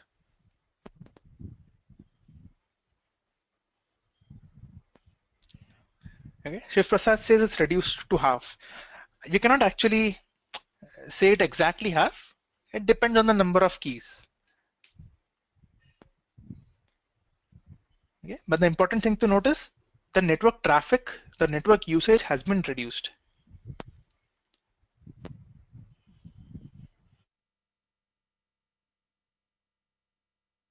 Okay, so it has proved that using a combiner, my network usage has been reduced. I'm using less network now. Right? Any doubts? Everyone understood what is combiner?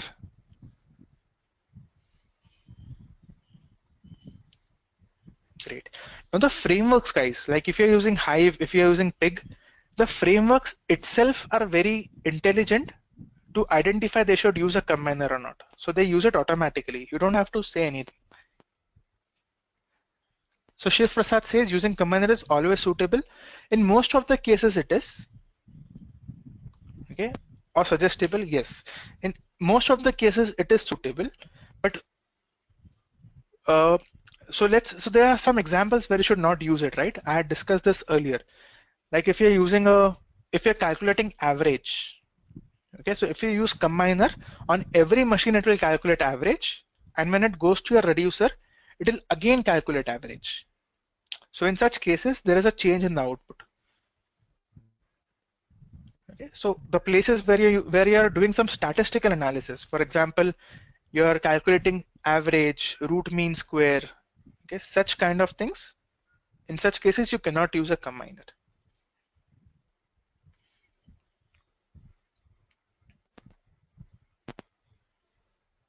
Okay, now let's discuss, the next thing to discuss is joins. How do you join in MapReduce? So it's pretty straightforward, pretty simple.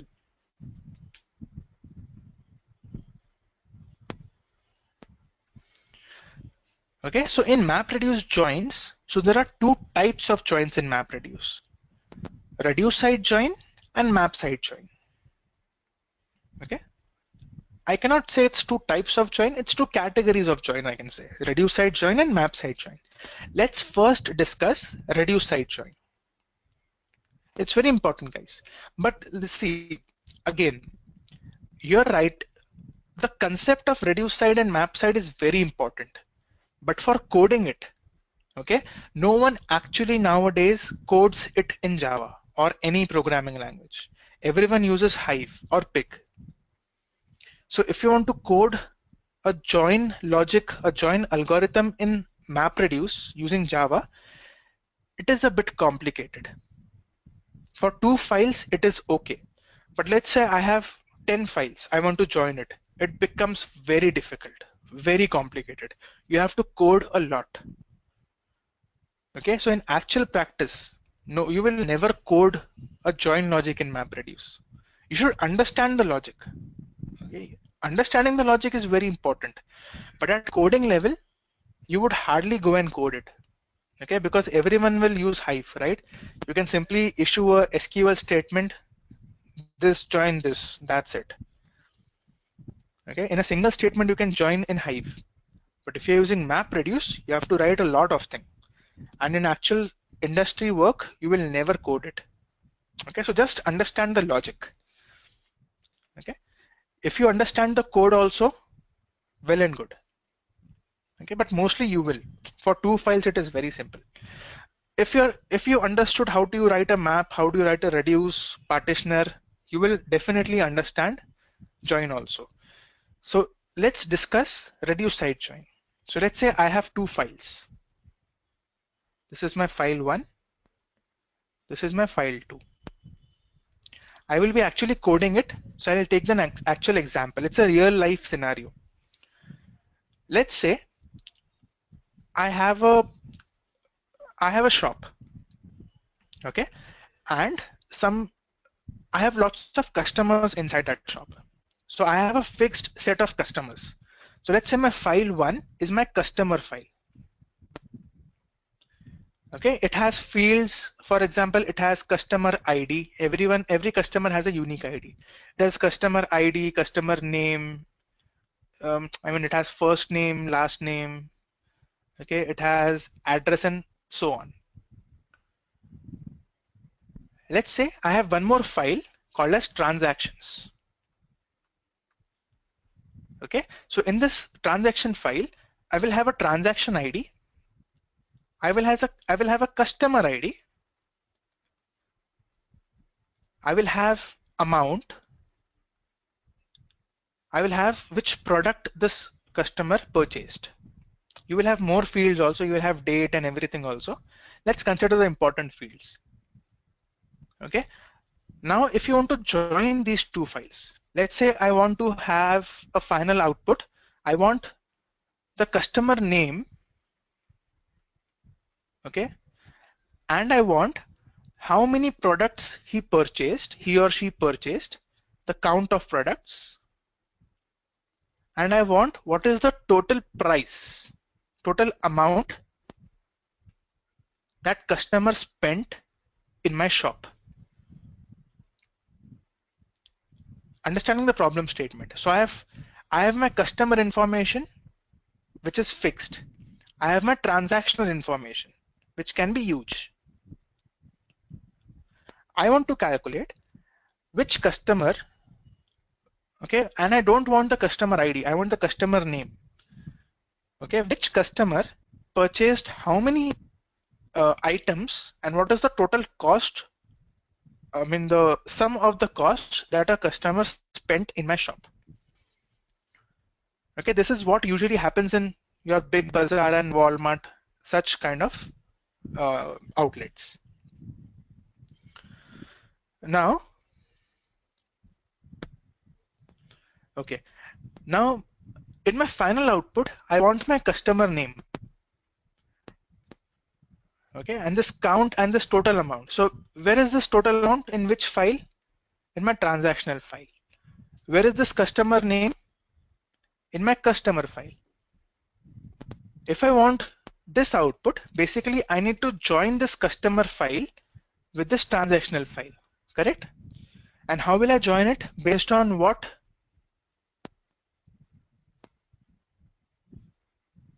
Yes, based on customer ID.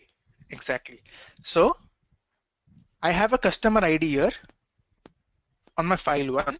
I have a customer ID here in my file 2. I can join in these two. Now writing it in SQL is very simple, but writing it in MapReduce. So let's look at that. So if you write it in Hive, this is what your Hive will do internally. So we are looking at the internal thing. Okay, so let's say this is my file 1. This is my file 2. My customer and, or I'll use customer and transaction. This is my customer file. This is my transaction file.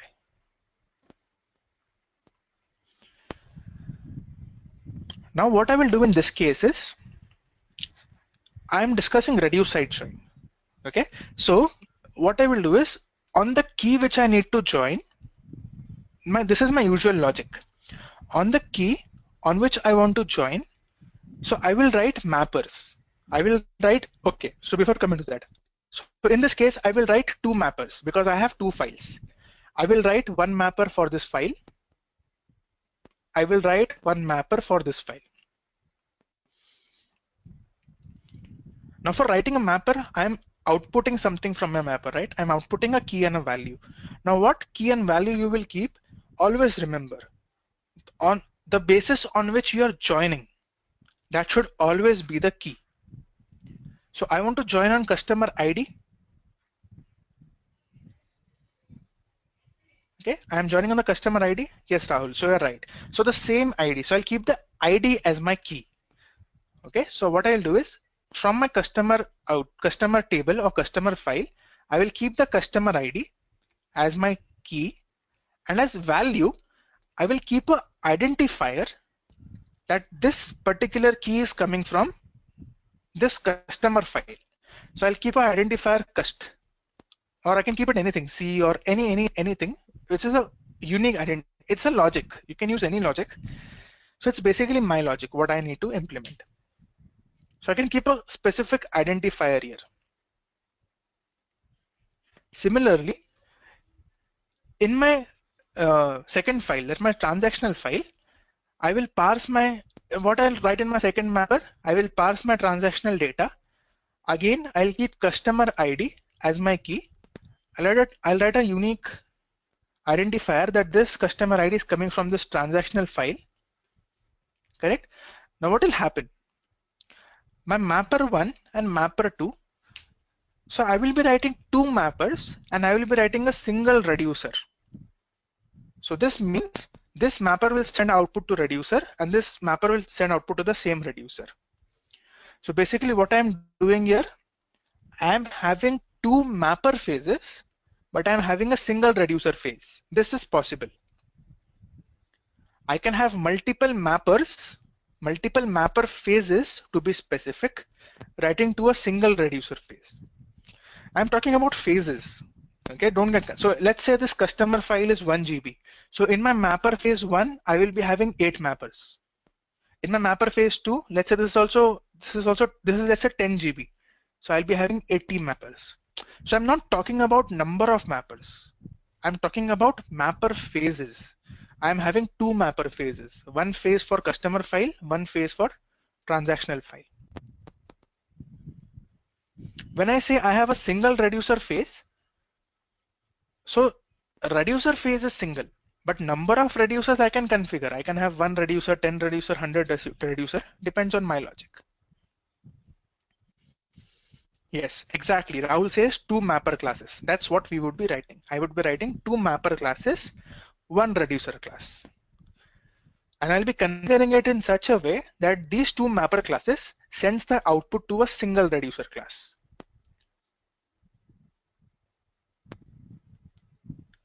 All right. Now, what is the advantage of keeping the join key as my the join ID as my key? So let's consider a customer ID 1. Okay, I'm not considering the value for now. Let's consider I'm keeping the customer ID as 1. In this case also customer ID would be 1, right? What will happen? This 1 and this 1 will go to the same reducer. So let's say in my reducer phase, I'm running 10 reducers. Okay, in my reducer phase, I'm running 10 reducers. This one and this one, the key is same. Same key will always go to the same reducer, correct? Any doubts here? Same key will always go to same reducer. So let's consider out of this reducer phase, let's consider reducer 0.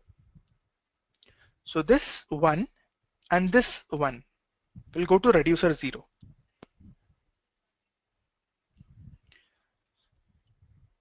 Getting this? I mean, are you following me or is there a disconnect?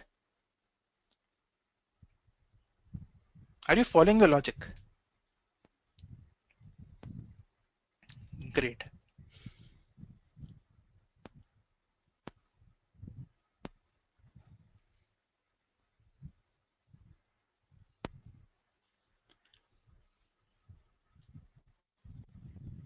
All right. So in my mapper, in my reducer, what will I have? So let's just assume. So from here I'm sending just cust, and from here I'm just sending trans. Okay. So in my reducer, how it will look like? It looks like a single key, and in the case of customer ID, it will be customer ID 1 and list of values, right? So in the values, I will have the value of customer also. I will have a value of transaction also. Correct? Now based on these, I can join. Now so in the value, I'll specifically send what fields I require. So in case of customer, I'll send the customer name. In case of transaction, I will send the amount. I will only send the amount. So this particular thing goes to a same reducer. So in my reducer logic, I can join. Similarly, for customer ID 2, this goes to a specific reducer. Okay, and likewise for all the distinct customer IDs. Okay, let's code this. Let's code this. So I've already coded it. First, let me show you how my file looks like.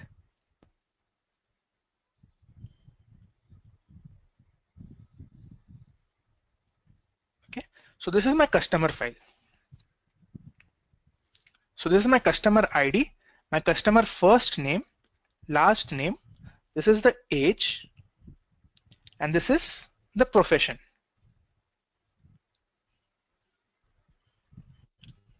So this is my customer file. Now let's look at the transactional file, the transactions. So I have a transaction ID, I have a transaction date, I have a customer ID, which is a key to join with the first file. I have a customer ID, I have the amount of whatever he purchased. Okay, and I have a category of the item he purchased. Basically, he purchased a cardio accessory. Okay, and it belongs to a category exercise and fitness. And I have a location from where he purchased and a type. It was a credit or a debit. Right, so this is my transactional file. What I am actually interested in as a final output, I want the customer name, total products he purchased, and the total amount, sum of the amount. So from my customer file, what I will do is I'll write a mapper here. I will parse this file based on comma. Basically, I'll split this file based on comma. I will keep this first field as my key. I will keep this name as my value. Any doubts here? Because I want to join and I want the name in the final output, right? So, and where is the name available? In my customer key. So I'll keep the name as the value. I'll keep the key as the ID.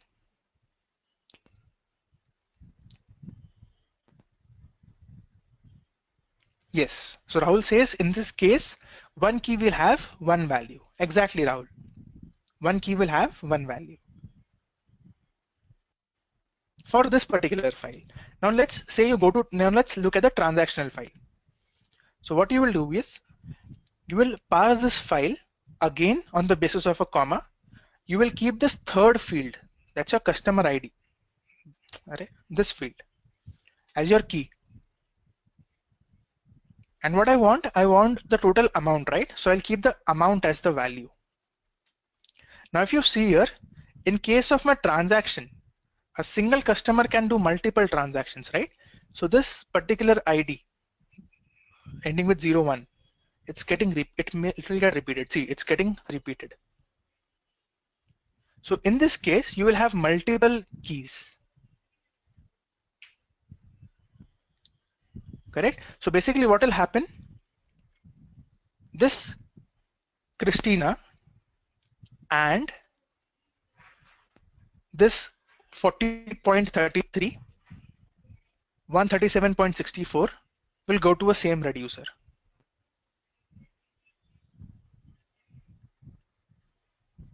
Minesh says you don't need product. No, Minesh, my problem statement is I don't need product. I need the total amount he spent in my shop. I can have a use case that also I want the product, which person purchased which product. That's not my use case. My problem statement is I want to know the total amount he spent. So I'm not interested in product. Okay, so if you're considering an example of this customer ID, this ending with 01, so I would be sending this as my key from my mapper 1, same thing as my key from my mapper 2. Ultimately, it will go to a same reducer. So what data I will have in my reducer is, if you consider the same example, so I will have my data as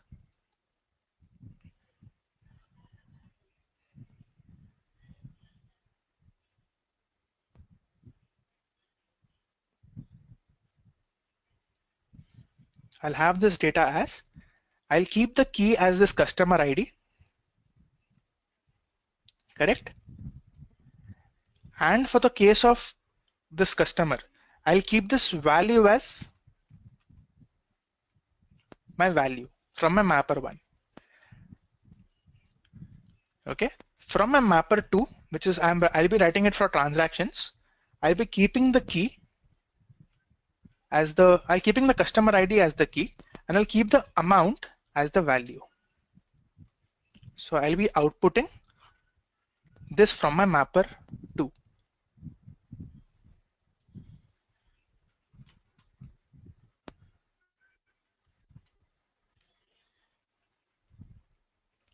Agreed, everyone?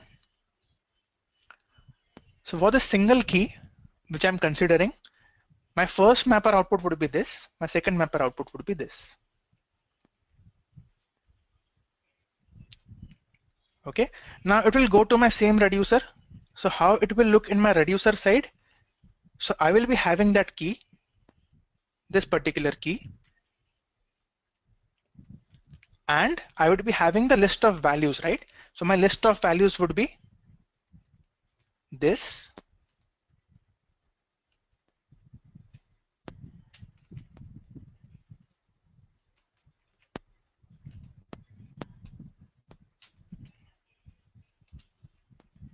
agreed?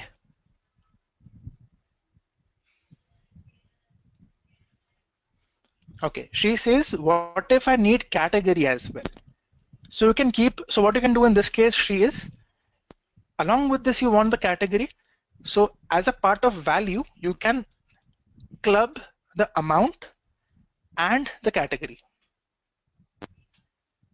You can club the amount and category. So I can basically concatenate this with category. I can use any symbol in between, let's say hash, any delimiter, and you can have the category as well.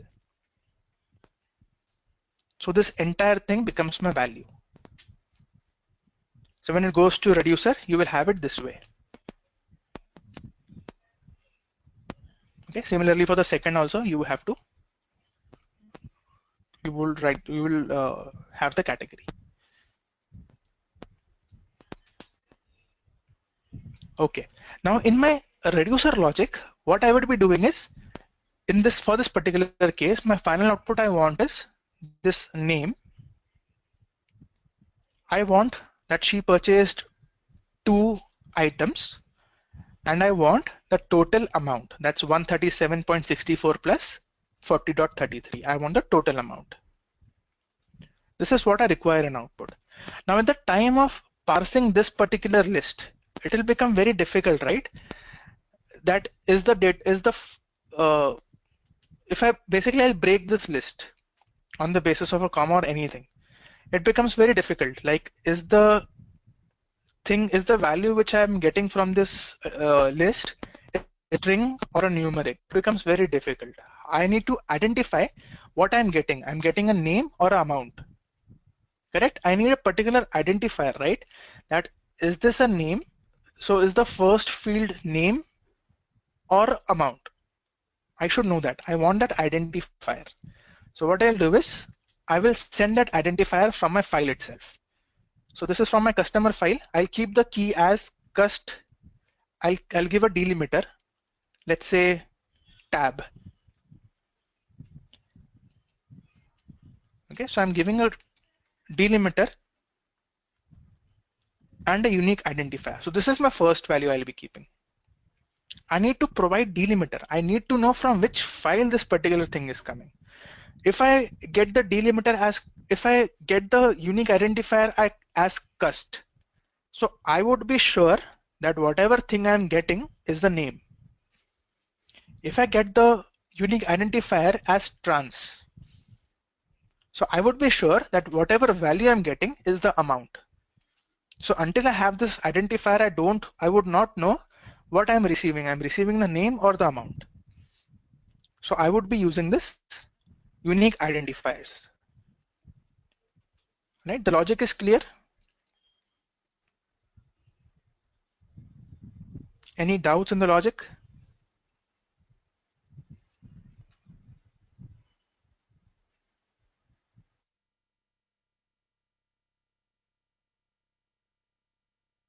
Yes. Are you with me? Yeah. Great.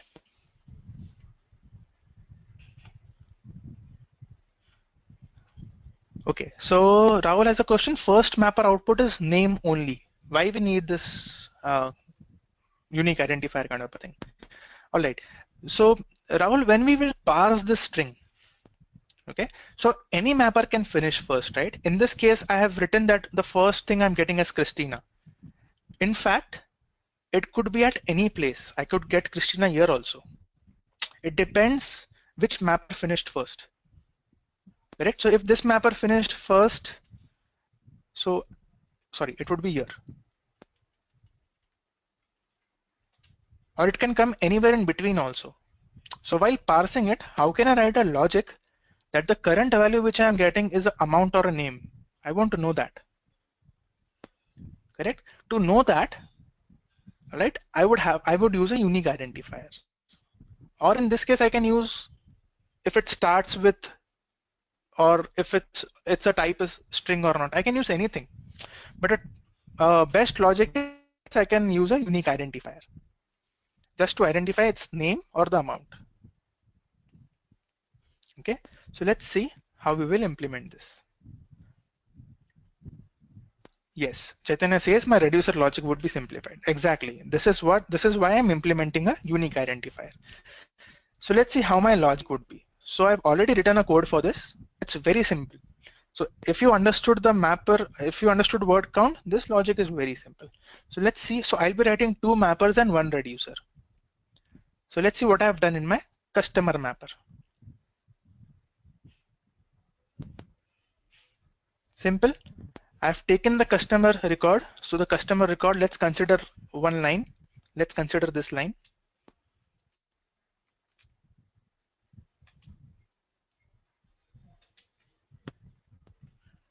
Okay, so I'm breaking this particular line on the basis of a comma.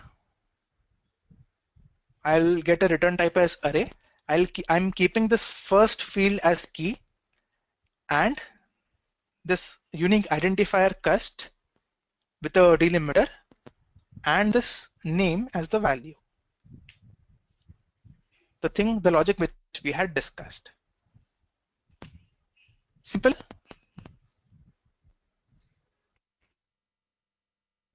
Just 3 lines of my mapper. Similarly, from my transactions, the same thing.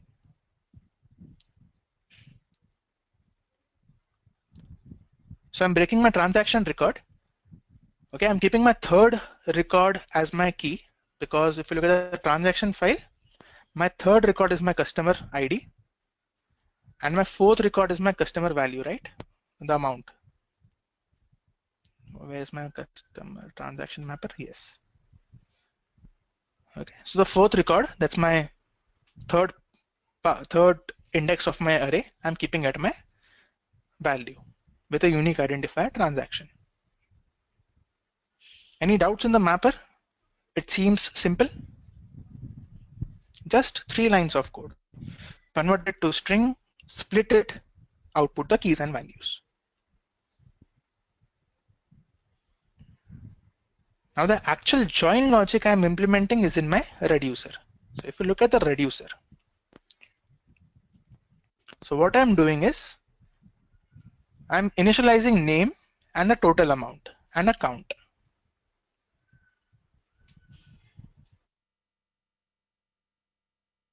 Okay, what I'm doing is for these values, now if you consider these values which I showed you here, so my values would be cust tab, sorry, this is transaction. This is again transaction, and this is my cust. So these are my values. So let's consider this example.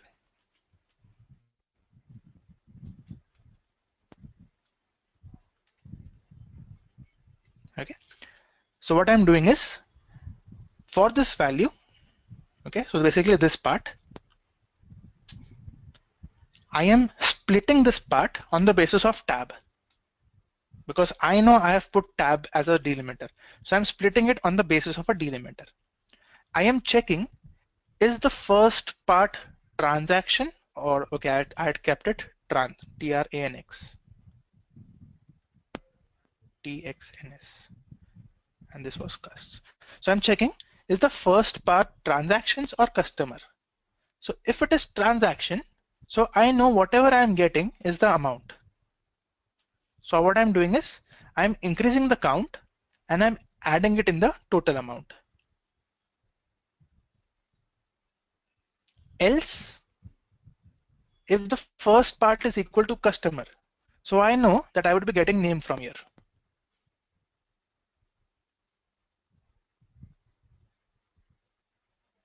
All right. So this loop will run 3 times, right? Because I have 3, the length of this list is 3. So ultimately, my first loop will run twice. My second loop will run only once, because only one customer I will be getting.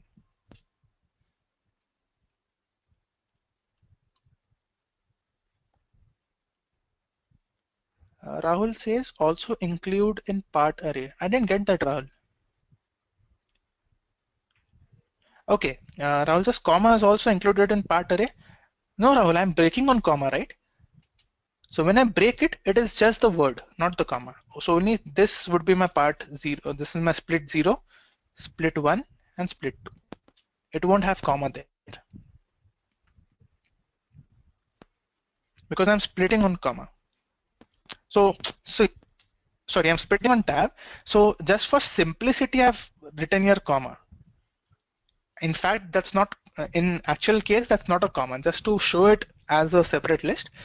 But understand this, it would be running for single value because it's a for loop. So this delimiter won't be there.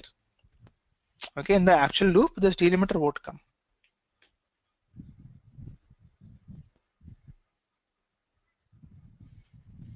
Right? And I'm simply outputting, the count and total.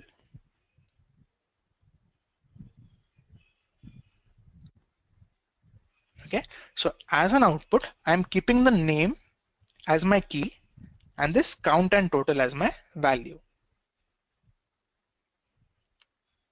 Any doubts?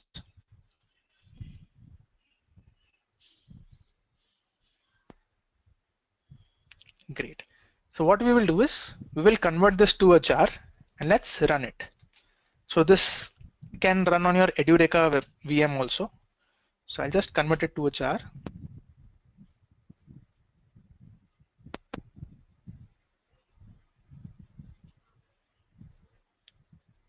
Oh, I'm extremely sorry. I missed the driver.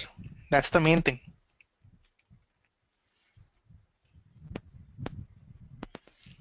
Okay. Now the main thing is, extremely sorry. So how will you configure 2 mappers sending output to a single reducer? Okay. So this is there in your driver.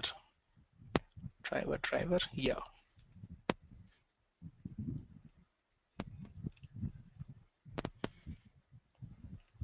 Okay. So what you're doing in your driver is you're creating a job, right? The same old methods you are setting. So you're setting a reducer class. See, I haven't set mapper. I'm just setting reducer class. I'm setting output key class, output value class. There is a method called as, so when you're using multiple mappers, you have to use multiple inputs. So initially how you were setting input path and output path, Input path you were setting as file input format dot add input path. Correct? And output you were setting as file output format dot set output path. But for using multiple, so what I am doing is I am using one mapper, one file. So I would be having two mappers and one reducer. So how will you say first mapper? So I will be saying that the first argument which I would be passing, on that argument run the customer mapper. The second argument which I would be passing, on that run the transaction mapper. So when I will be executing this particular map reduce, I would be passing three arguments. First argument have to be customer because I'm running customer mapper on the first argument. Second argument has to be transactional file because on that I'll be running the transaction mapper. The third argument would be my output. Okay, the third argument would be my output. Any doubts? So this is using this multiple inputs, you specify multiple files and each file having different mapper. So on my file 1, mapper 1, on my file 2, mapper 2. Clear?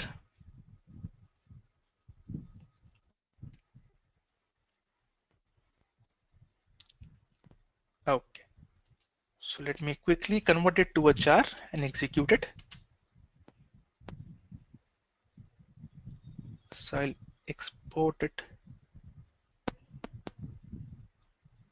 to a jar file. I will add the driver here.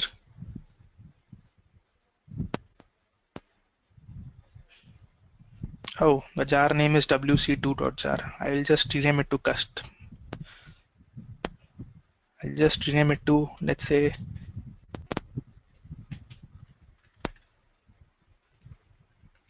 join.jar.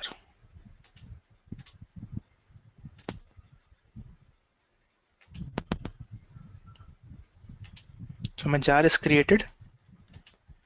I will copy this jar to Eureka's VM. Sorry, Eureka's cluster.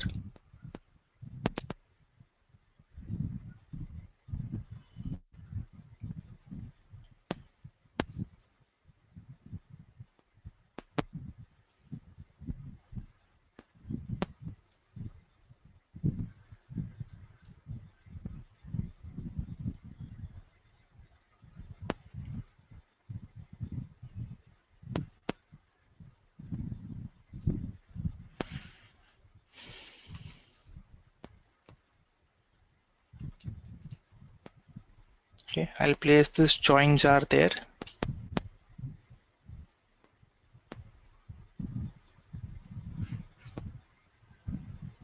Okay, I'll also place the input file. So input file is there in my, so what I'll do is from my Eclipse, I'll just copy paste it.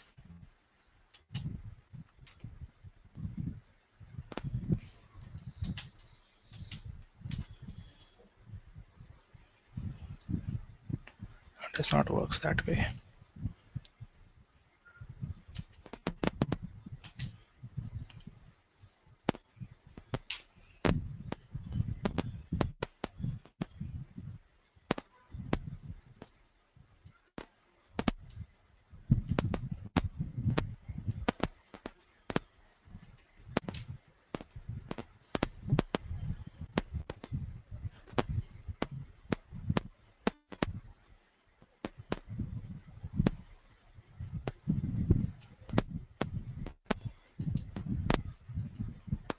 Yes, here it is.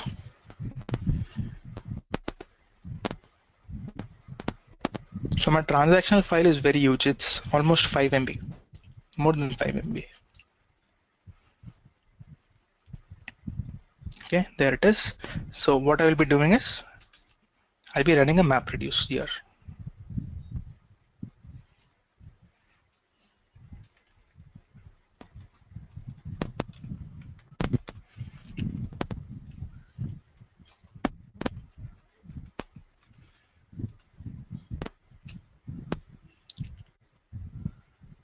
So I'll place this transaction and customer file to HDFS. So Hadoop fs-put. I'll place this cust to my HDFS. Oh, it's already there. I think I had placed it earlier. Let me just do ls and check. Transaction will also be there then. Yes, it has transaction, it has cust, it has transaction. Yes, both the files are there already. Okay, I'll simply trigger MapReduce. So the command would be Hadoop jar, the path of my jar, which is here itself, join.jar. Okay, tell me what inputs I will pass, how many inputs I will pass. Exactly, I'll be passing 3 inputs. Minesh says 2. No, Minesh, 3. If you look at the driver, I had specified 3 inputs, right? Argument 0, argument 1, and argument 2. First argument would be my customer file because on that I'm running my customer mapper. Second argument would be my transactional, and third would be my exact output. So my customer file, that's my HDFS path. Then my transaction file, that's my HDFS path again. What was the file name? TXNS. And then my output. Let's say join_output. So let's run this.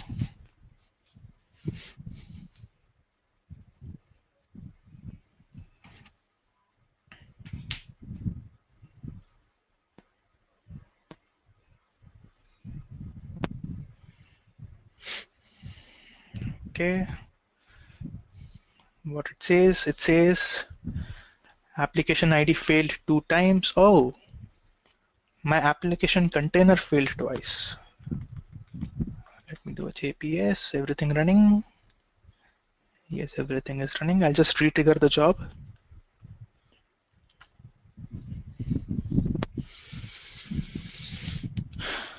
This Eduteka's cluster is messed up.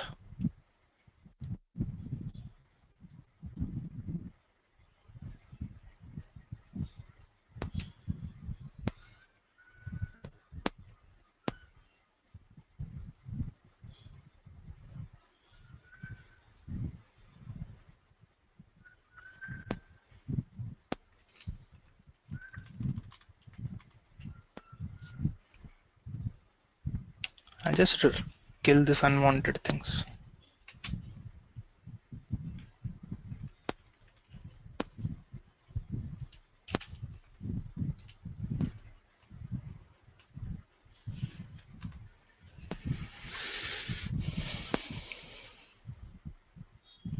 Actually, I cannot run this within the VM which I was using earlier because I don't have this customer and transaction file there, and I'm not able to transfer it.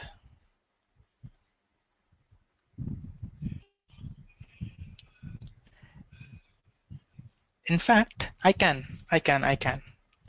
What I'll do is I'll copy the jar. Great.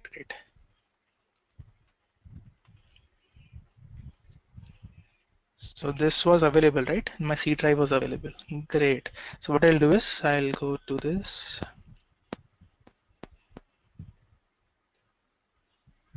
It was there in my downloads.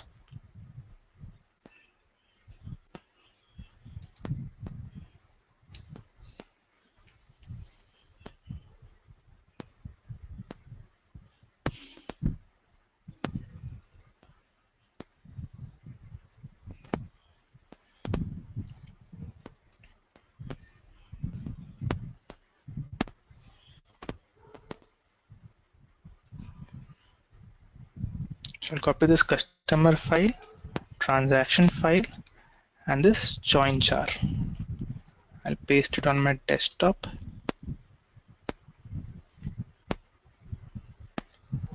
Great. So I'll use my personal VM itself. So first I need to place this file on Hadoop. So I'll say Hadoop fs-put desktop cust to my HDFS user HD user.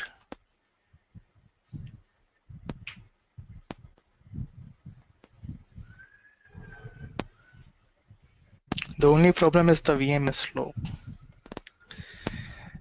I'll place the second file, Hadoop fs-put desktop transactions to my user HD user. Oh, sorry, user HD user.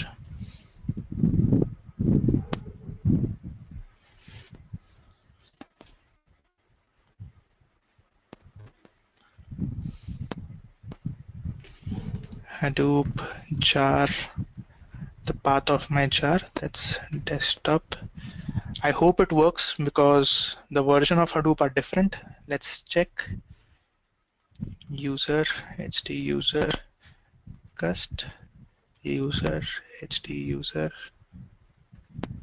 transactions user HD user join out.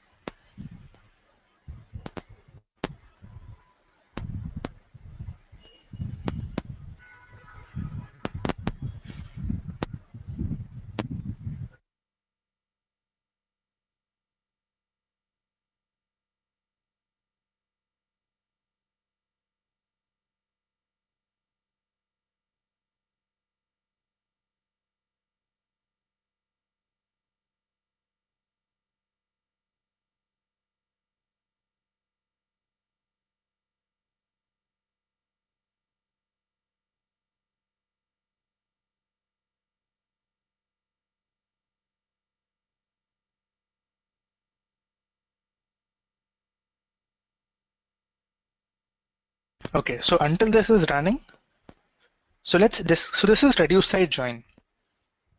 Okay, the reason is the actual join logic is getting implemented at my reducer. Now the second part is very important. The second type of join is very important. Now the reduce side join, there are limitations with reduce side join. The limitation is reduce side join is very slow. If you consider two large files and if you want to join, reduce side joins are very slow. The reason is, see, the most important part in your map reduce where you can optimize the speed for efficiency reasons is your shuffle and sort. Shuffle and sort is the most expensive phase in your map reduce. This takes a lot of time. In case of reduce side join, shuffle and sort is getting executed twice, correct? From mapper 1 to your reducer, you are to shuffle and sort 1. Again, you are to shuffle and sort 2. Shuffle and sort is happening twice here. Shuffle and sort is an expensive thing. It is using network. It is doing sorting. It's doing a lot of things. It is partitioning logic is running here. So shuffle and sort is a bit expensive. Okay, so this reduce side join overall is very expensive, very slow. Now what is map side join? So as the name says, the actual join happens in your mapper. Okay, the actual join happens in your mapper side itself. Now how this is possible? Now for map side join, okay, before coming to map side join, Hadoop, it has a concept called as cache. Okay, Hadoop has a concept called as cache. Now what is a cache basically? Now whatever you put, so what is cache? It is something which is always reserved. Okay, the data is always loaded beforehand. That's called as a cache. Now in Hadoop, as it's a distributed environment, the Hadoop cache, it's called as distributed cache. The Hadoop cache, it is called as distributed cache. So this means whatever you keep inside distributed cache, it becomes available to all your machines. So let's say I have a 10 node cluster. I have 10 node managers. Now, whenever I keep anything inside distributed cache, this becomes local to all the 10 node managers. Getting what is a distributed cache?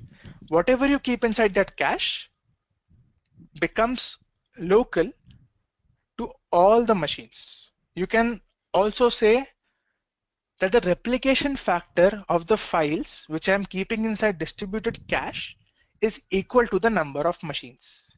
So if you have a 10 node cluster, you can say the replication factor of that file is 10. Getting the concept, what is distributed cache? Now where it is usually used, okay, distributed cache, it is usually used in case, okay, so let's say in MapReduce, so it's a Java thing, right? In Java, you have external APIs. So let's say I want to parse something. For that, I have used an external jar. Now at runtime, okay, when I build it, so let's say I have used an external API called as, let's say XML parser. I've used an XML parser, and how I used it, I added a jar of that XML parser in my Eclipse. While coding it, it was fine. At compile time, I had this jar available. At runtime, okay, so this jar was available to my Eclipse, right? But at runtime, this should be available to all your containers, to all your node managers. That's correct. Runtime, this jar should be available.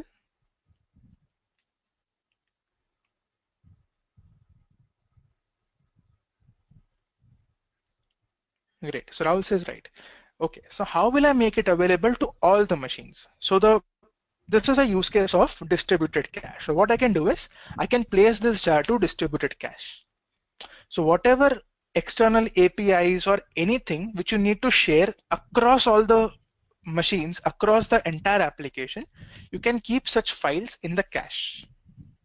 Okay, that's the typical use of distributed cache. This was why this distributed cache was implemented. Okay, now what is a map side join? So what you can do in case of map side join is, see, for doing a map side join, there is one mandatory condition. The mandatory condition is when you're joining two files, one of the files should be very small. Okay, like case of customer and transactions. Let's say I have 10 customer, so my customer file would be very small. But these 10 customers can do millions and millions of transactions. Correct? So my customer file would be very small. My transaction file would be very huge, ideally in GBs. So this is a scenario which is eligible for map side join. So the first condition for map side join is one of the files should be very small. In our case, the customer file, it is very small. What you can do with the small file is you can keep the small file in the distributed cache. Okay, you can keep the small file in the distributed cache. What advantage you will get? This file, wherever the mappers would be running, this file would be available locally to that machine. Okay, so the transaction file, let's say the transaction file has 8 blocks. So this is the first block on which your mapper is running. It has multiple lines. Now for the customer information, it has the customer file available here locally. Okay, so for joining, what it needs to do is each line, it needs to join with a file which is available locally. Correct? So the actual join is happening locally. It's not happening at your reducer. So in such cases, in map side join, as the join is happening at the map side itself, you don't require shuffle and sort twice. In fact, you don't even require shuffle and sort. In this case, number of reducers, the reducer phase is not even required. The map phase itself, you're doing your join. Such types of join, okay, are called as map side joins. Getting what are map side joins? Any confusion, any doubt in map side joins?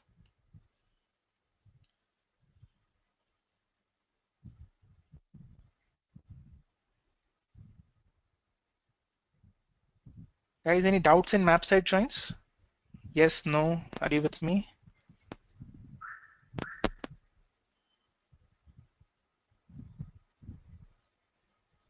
Okay, great. So these are map side joins. Yes, Rahul, it's processing in mind. So the processing is happening in at your mapper itself. You will get a clear understanding again. We have an example. We have a demo for this. We will code a map side join. Okay. The performance of map side join is very fast as compared to a reduce side join. The only limitation is one of the files should be very small. That's the only thing to keep in mind in case of a map side join. All right, so let's look at the first output, the reduce side join. Yes, the output is obtained. My final folder was join out. So let's look at the output. Hadoop fs-cat join out part r00000. This will be my final output file. It will have the customer name, amount of transaction, total transactions, and the transactional sum of transaction amount. Let's check the output. It's very interesting. See the output. So this means Christina has done 8 transactions with a total amount of 651 rupees or units, you can say. Okay, if you look at say Hazel, so Hazel has done 10 transactions with an amount of 859.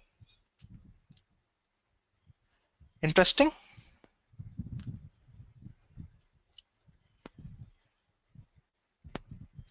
Great.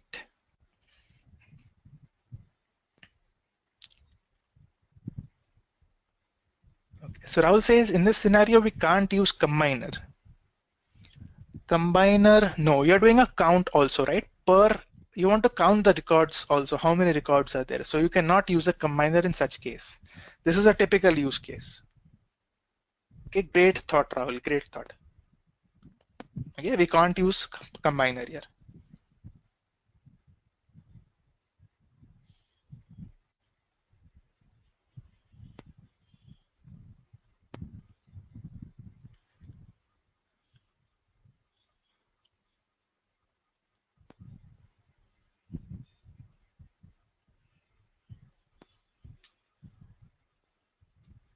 Okay, so Minesh has a question why it is not sorted.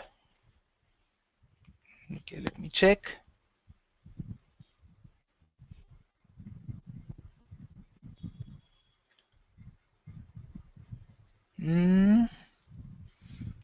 So my key is K.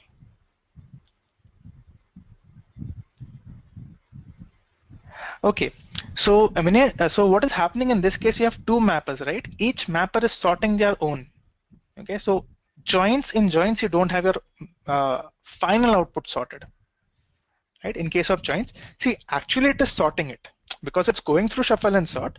Mapper phase 1 will sort it, mapper phase 2 will sort it, but ultimately when it's going to your reducer, I have 2 sorted sections. Reducer will mess it up.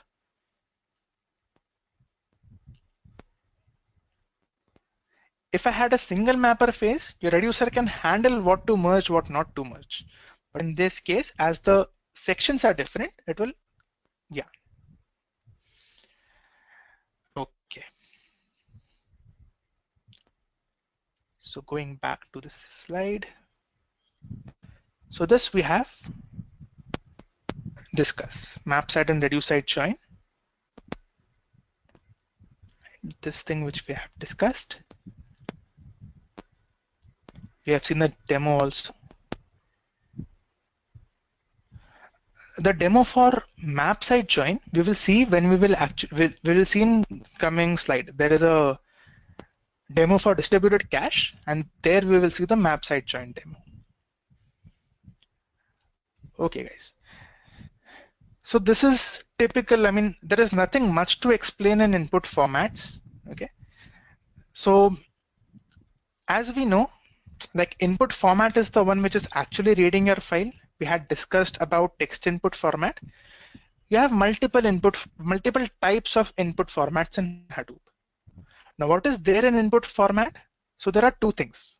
An input format consists of an input split, and there is a implementation called as record reader, which actually reads your file.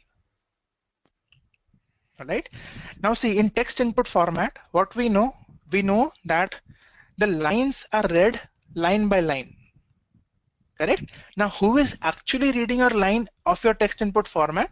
So there is a section, there is a element called as record reader, which is a part of your input format, which is actually reading the file for you. Now, there are multiple types of input format. So this is a hierarchy. So your base class is your input format. Okay. Now this input format has multiple types. So this, you can say, file input format extends input format. Composable input format extends input format. So input format has multiple implementations. In fact, input format is a interface. Okay. Input format has multiple implementations. The base implementation for Hadoop, it is file input format, because we are dealing with only files, right?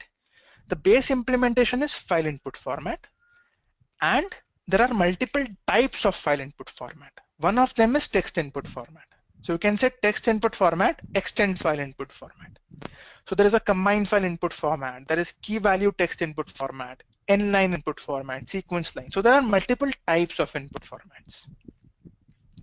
See guys, I'm reiterating, you will not actually, in real life scenarios, you will not go at this level for coding.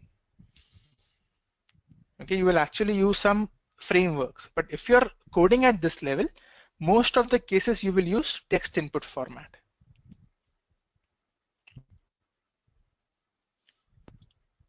Okay, just to quickly tell you what are other input formats, you won't require it in actual case, but let me tell you, you should know it. Okay, so for example, what your text input format is doing. So if I have 10 lines in my block, in my input split, text input format will read it one, give it to your map method. Read the second line, give it to your map method. Third line, map method. So it's calling the map method once per line. Let's say I don't want to call the map method once per line. For 3 lines, I want to call the map method. So basically for map method, I want to give 3 lines, not a single line. This you can achieve using the n-line input format. There's something called as n-line input format. This n is configurable. So if you configure n to be 3, this means 3 lines would be fed to your map method. You can also say n-line input format is equal to text input format, where n is 1. Agree? If you keep n equal to 1 in n-line input format, n-line input format will behave like text input format.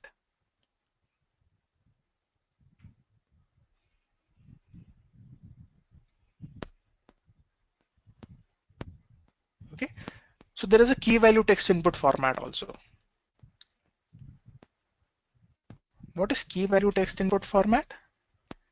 So this is usually used where you want to chain map reduce, where you want to give the input of map reduce job 1 to another map reduce job. So my map reduce job 1, let's say it has an output, like consider the same output, this one, or this would be a wrong output to consider. Let's consider the initial one, the word count 1 or anything. Okay, let's say this is my map reduce output. I want to feed this. On this output, I want to run one more map reduce job. Can I use text input format in this case? So this is my input file, which is an output of my map reduce job 1. I want to run one more map reduce job on this particular input. Can I use text input formatter?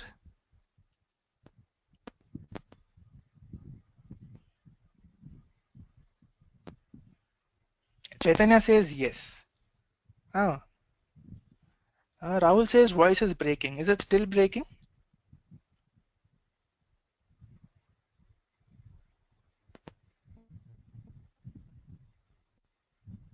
Any better?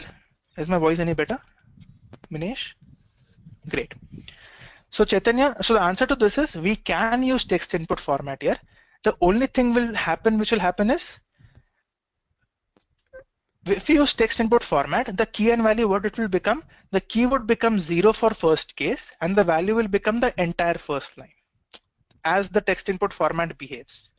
The second key, what it would be 0, 1, 2, 3, 4, 5, 6, 7, 8, 9. The second key would be 9 and the second value would be India 1. Correct? This is what a text input format is doing. But we know that these are key value pairs already. I want to keep the key as Hardeep and value as 1.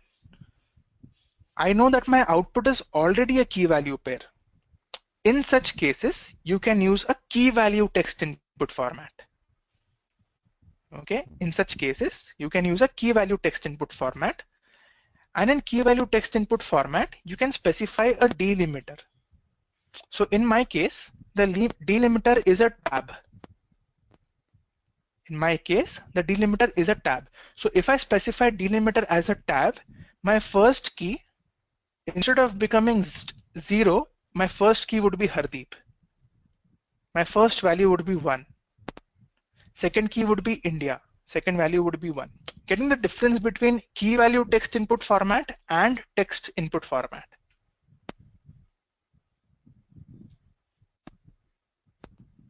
Okay. So Minesh has a question. Have you ever processed any video or audio files, or do you have any example? So extremely sorry, Minesh. I haven't processed it, audio or video file. I have tried my hands on processing a picture, a JPEG file. So for that, basically Hadoop has a framework. I mean, it is not very famous and it is not much used. It has a framework called as HIPI, H-I-P-I, HIPI. It stands for Hadoop Image Processing Interface. Okay, so we can just have a look at HIPI. Yes, that's right, HIPI.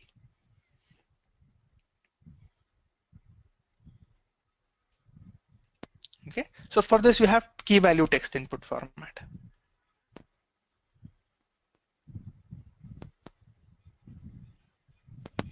Sequence file, yeah, we will discuss it in coming session. Okay. Output format, so just like you had a record reader, you had a record writer here. So these are your output formats. Text output format, sequence file output format, null output format, DB output format. So those are all your output formats available. Again, this is just for reference. You will not even go at this level for coding.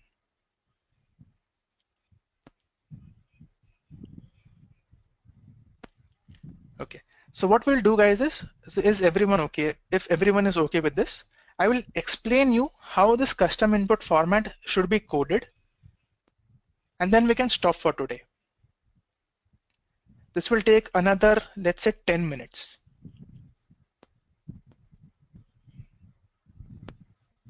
Okay, but again, I am actually coding it for you. I'm telling you how to code it, but 99.9% you will never code it in your actual scenarios.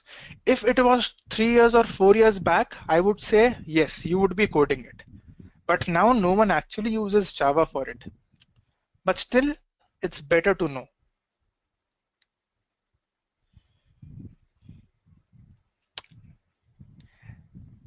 Okay, no problem, Manish. I love it. I love doing, I love teaching everything. Okay.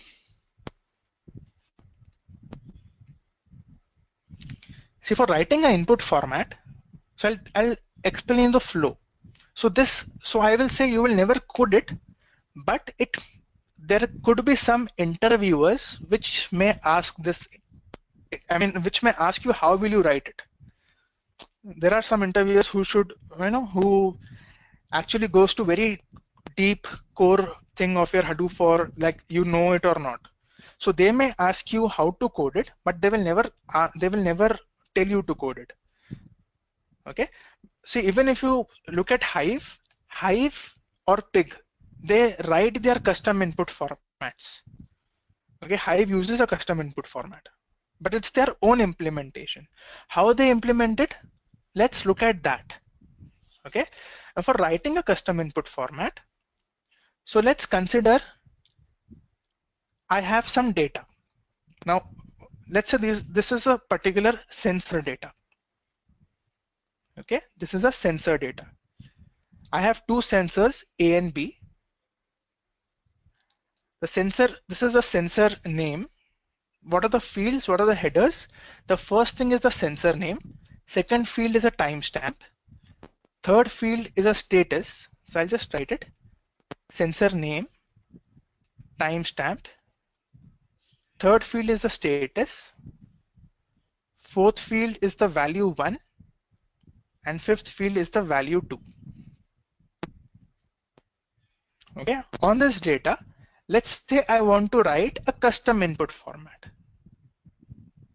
Okay, a custom input format. Now, when I say custom input format, basically I want to write a custom key and a custom value. Okay, let's say I want to club these three things and I want to create a key for this. Let's, if it is becoming difficult to understand, let's take a very simple example. You have to write an application for processing employee records. So what you have is you create a class employee and you have multiple fields there. You have an employee name, employee address, and let's say phone number, email ID, those things. Alright. In your MapReduce job, let's say as a part of your key, you want to keep the employee object as your key. Getting the problem statement. You're not keeping a specific data type. You are keeping an object as key. And in case of employee application, let's say you keep the employee object as key. Now, how will you create an employee object? How will you keep it as a key? That is when steps in your custom input formats. Okay, I can write my object as a key. So same thing I'm doing here. What I'm doing is I'm creating a class, a sensor class, where I'm keeping this name, timestamp, and status as my fields of that class. I would be creating one more class, value class, let's say. I'll be keeping this v1, v2 as the fields inside that particular class. Okay, this way. So what I do is I create a class key. Right? Now always remember, when you're creating a custom class, a custom key or a custom value, there's a fixed thing. It should always implement this writable comparable interface. See, why writable? Because it's a custom Hadoop serializable format. Why comparable? Can anyone tell me why comparable?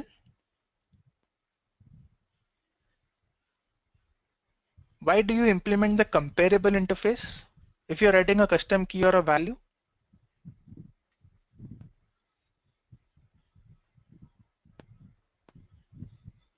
Any thoughts?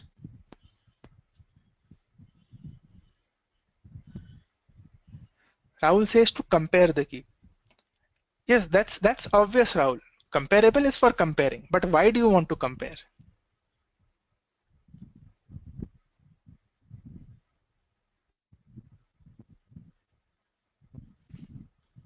Okay, so the right answer is it is used for sorting.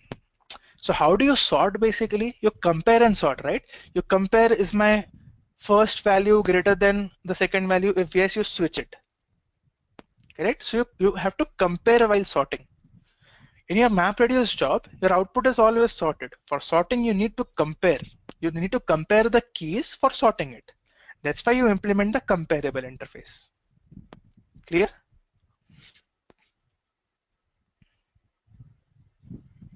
So what I do is I write a class my key. I write these three fields: sensor type or sensor type or sensor. These are the first three fields. All right. I write the first three fields there, and I create setters and getters for that. Right? Setters and getters. This is a typical Java stub. Okay. Now this writable comparable, it's an interface which has three methods: read fields, write, and compare to. Read fields is used, so this is a serializable thing, right? When your writable is basically for reading and writing over the network. That's a serializable thing. So it's a fixed thing.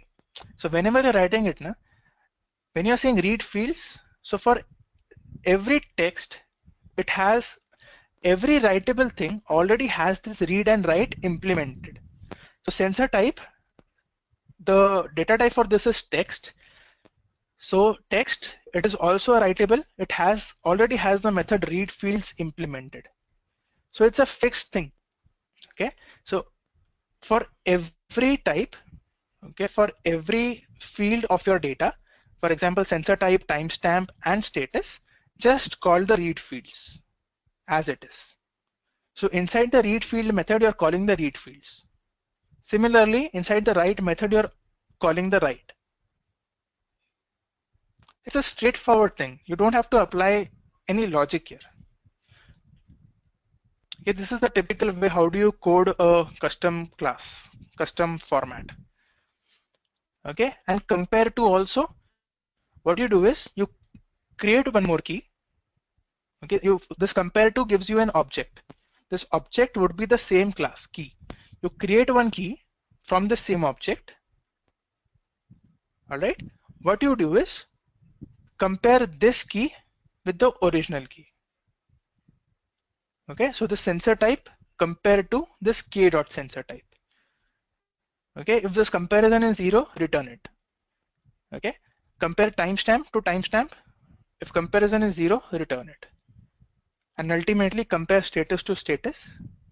So basically for everything you have to compare and return. That's it. Similarly for my value.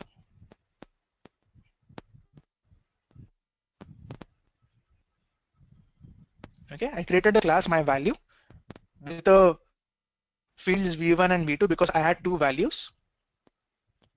All right, I did the same thing. I have implemented writable comparable and I followed the same procedure. I created setters and getters, overridden the read fields and write method and compare to method. Now in your input format,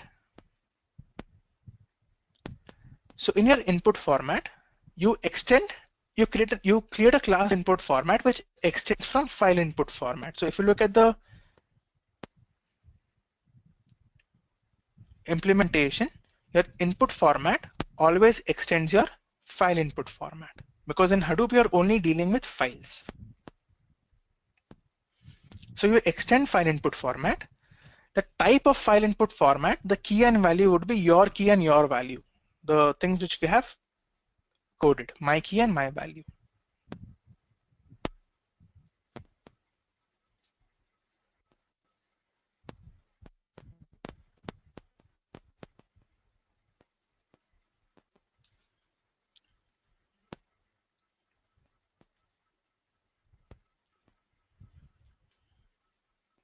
I think there's some issue.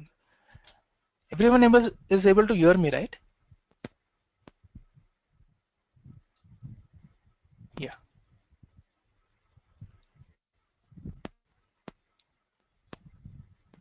Okay. So you create a input format which extends the file input format. The file input format takes a type of key and value. So the key is the key which you have written custom key and custom value. Now this file input format has a record reader implementation. Okay, has a record reader implementation. Now this record reader, what I will do is I will write a custom record reader. So see, there are lots of things to code if you're writing a custom thing.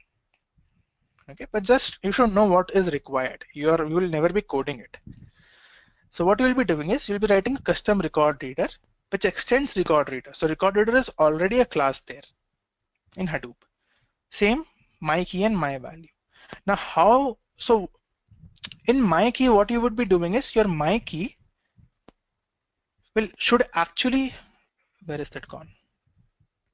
Your my key should actually read this first three fields, right?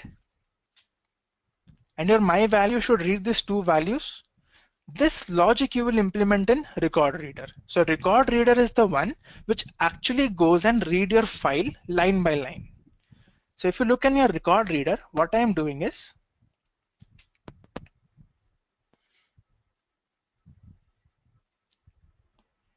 this is all This is typically all time pass kind of a thing. Okay, so Rahul says, can you show my key? So this is my key, Rahul. You specify what are the fields, what field should be there in my key. You specify a type, how to read and write it, and compare to. Okay, in record reader, setter and getter is here.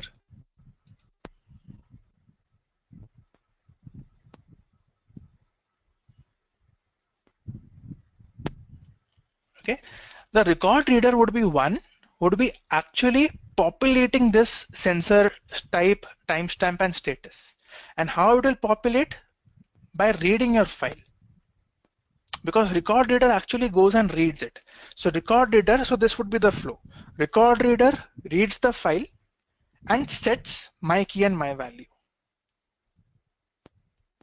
Okay, so if you look at the record reader implementation, so these remaining are a piece of code which you have to write it. I mean, there's nothing much. If you extend record reader, so record reader has lots of methods to override, abstract methods.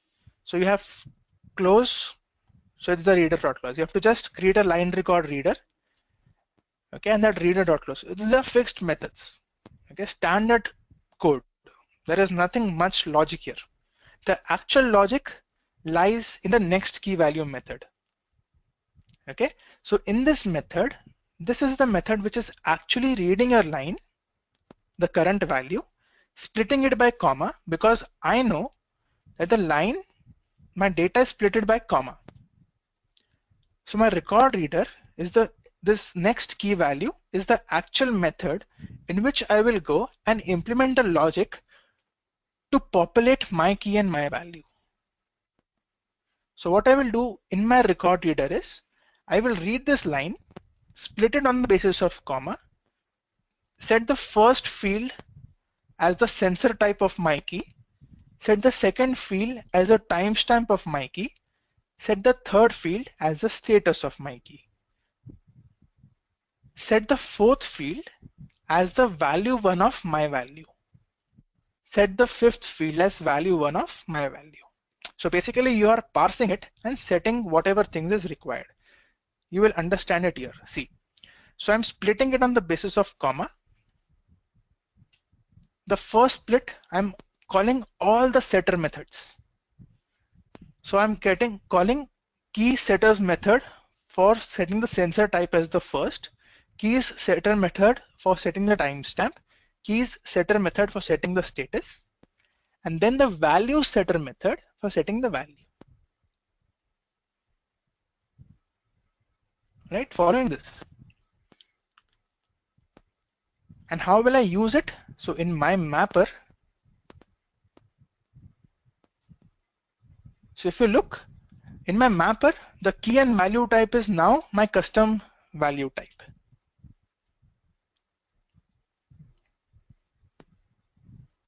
Okay, and how will you register this particular input format?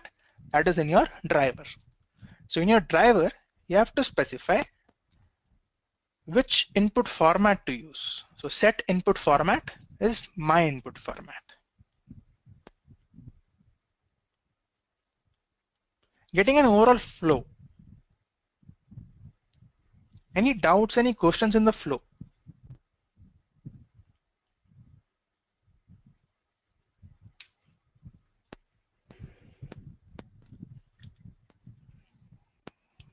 Great. So see, don't get, I mean, the code wise, it is a lot of code. You have to code a lot of things, but in actual practice, you will never code it. So don't worry about the code. The flow should be important. Flow is required.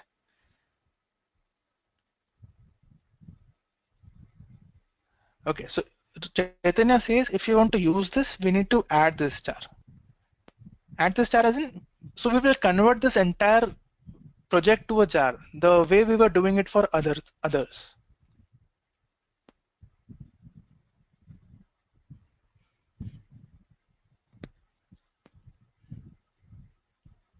Okay.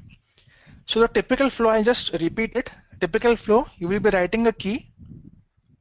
a custom key, a custom value. And how do you write it? By implementing the writable comparable interface.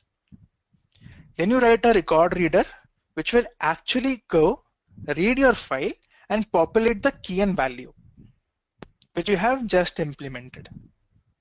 Then you write an input format, correct, which extends your file input format, and you have to override the record reader method. And which record reader you will provide? The record reader which you have just created. And then you will set this input format in your driver, and you're free to use this custom input format.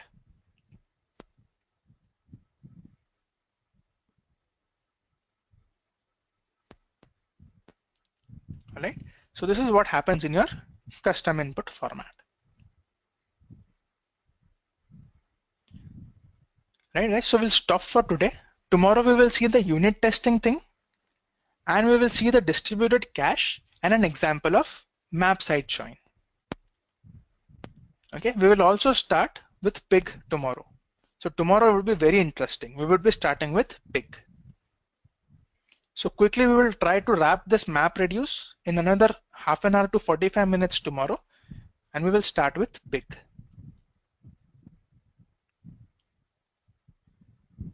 Right? Yes, Manish, we'll look at distributed cache tomorrow. All right, guys, we'll stop for today. Rahul says, tomorrow, can you explain how to read JSON? I can explain it.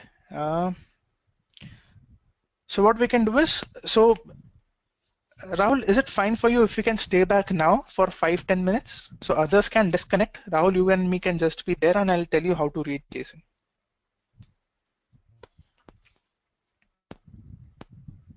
Great. All right, so thank you everyone. We'll stop for today. Okay, just a general reminder, please fill in the feedbacks, the survey feedback. Right. So Rahul can be online, and maybe others can drop off. Yeah, thanks, Vadandara. So if anyone who is interested in how to read a JSON file, you can stay back if you want. It's just a choice. Others can leave. All right. Great. So just for others who are there on the line, just to tell what is a JSON. So JSON is a file format, okay, in which your file, it's a semi-structured kind of a format. All right. It's a key value kind of a format. It looks like this. I actually have an example.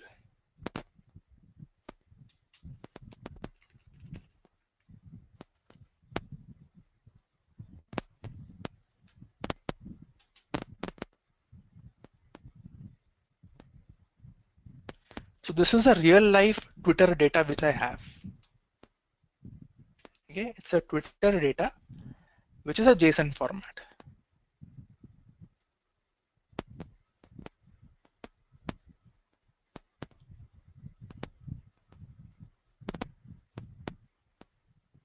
So this is JSON.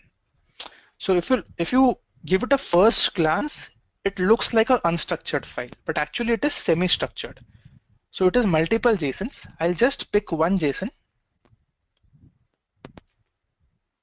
Okay, it is very huge. So, okay. So if you see, it's a key value pair. So this is a first key, retweeted status, whose value is again a JSON. This is a nested JSON. So let me tell you, this would be simple. A key which has a value.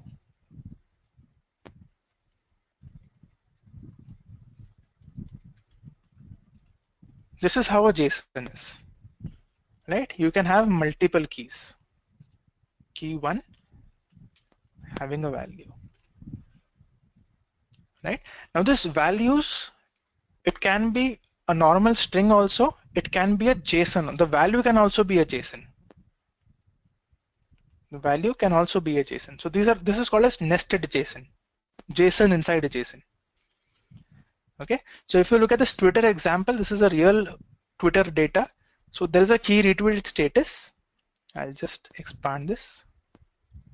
There's a key retweeted status whose value is actually a JSON, and that JSON contains a key text whose value is, do you know why Delhi is a Mahanagar and Mumbai is a Mahanagari? So this is basically the actual tweet. Exactly, it is a dictionary of Python. Same thing, right? It is a dictionary in Python. Okay, now how will you parse this? So Rahul, for parsing this, there are multiple APIs available. So for parsing, what I did is I used a Java API.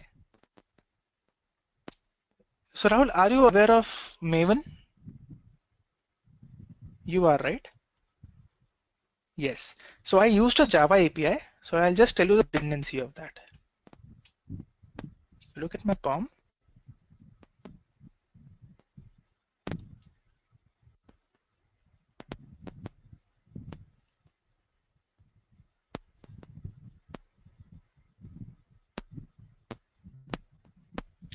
Okay, so you're aware of JSON read in Java. So it's the same thing, Rahul. You would be doing the same thing here.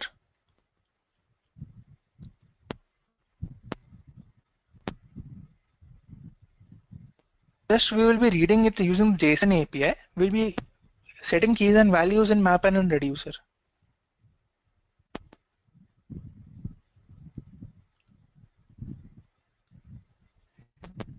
See, ideally, so okay, so we have, okay, there is no line break.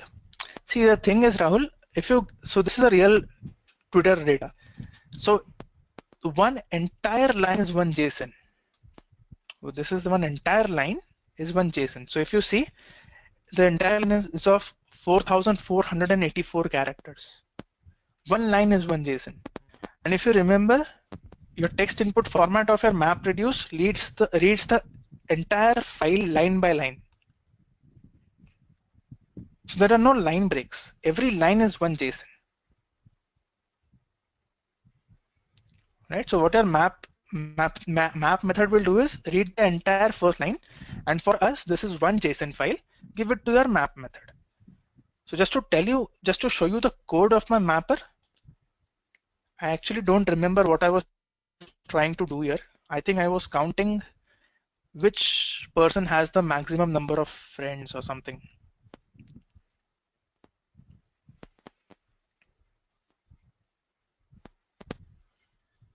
See, this is what I'm doing in my mapper.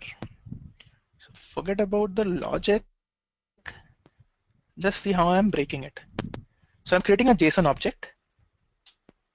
Okay, this input. So what I'm doing is the map method's value which I'm getting, I'm converting it to a string, and I'm creating a JSON object out of that.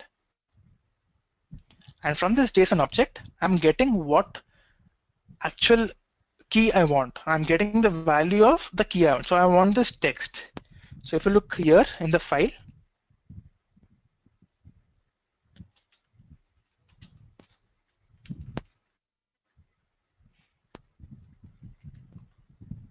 see, the actual text is the actual tweet.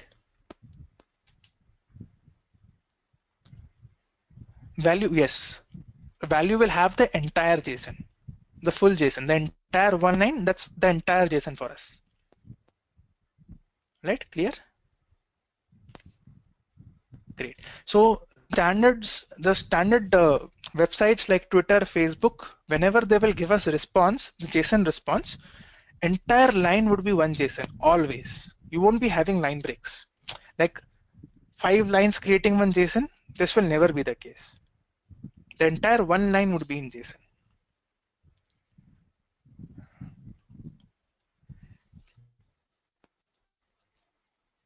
Right?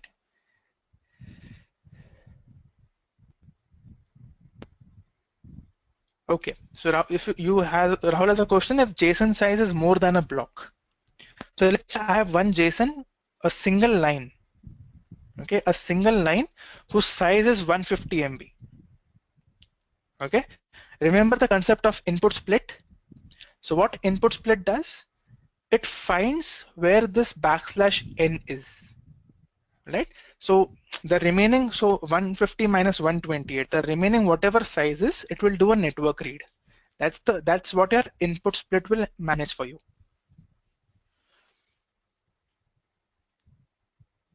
Okay, Bhaskar has a question. What's the advantage of JSON over XML? So Bhaskar, the first advantage of JSON is your JSON's schema, right? It's there in the file itself.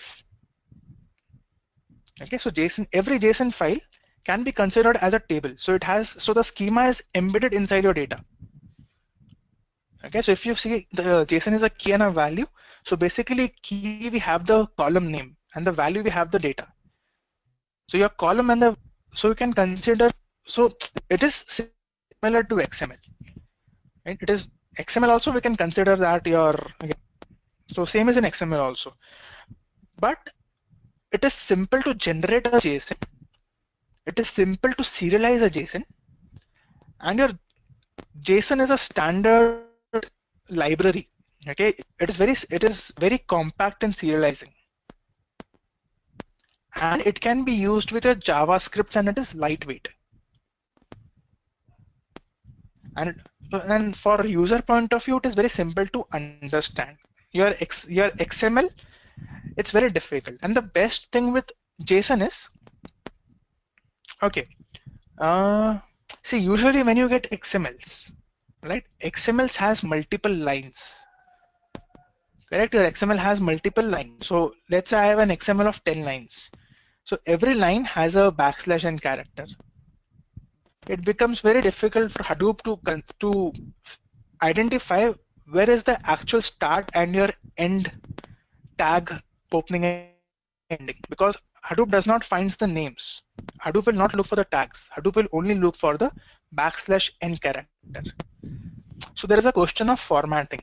Your JSON is perfectly, it's the formatting of JSON is better as compared to formatting of your XML. So nowadays, if you look, all your websites, no, hardly 1% of people are using XMLs. XML is now, it has become like a floppy drive. Okay, it has gone. Okay, everyone is using JSONs, right?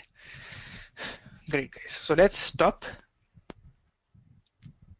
Okay, I hope I tried my best to make today's session very interesting. So I hope it worked. All right, great, guys. Thank you. Thanks a lot. Okay, don't forget the feedback. Thank you. Have a good night, guys.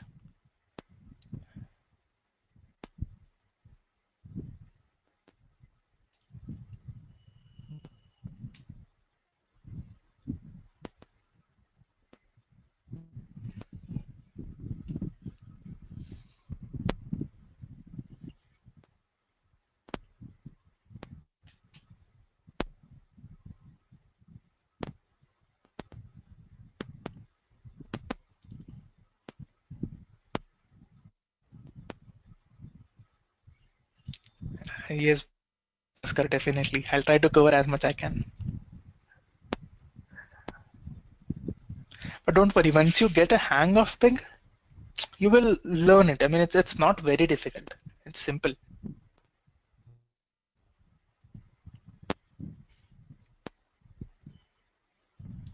All right. Thank you.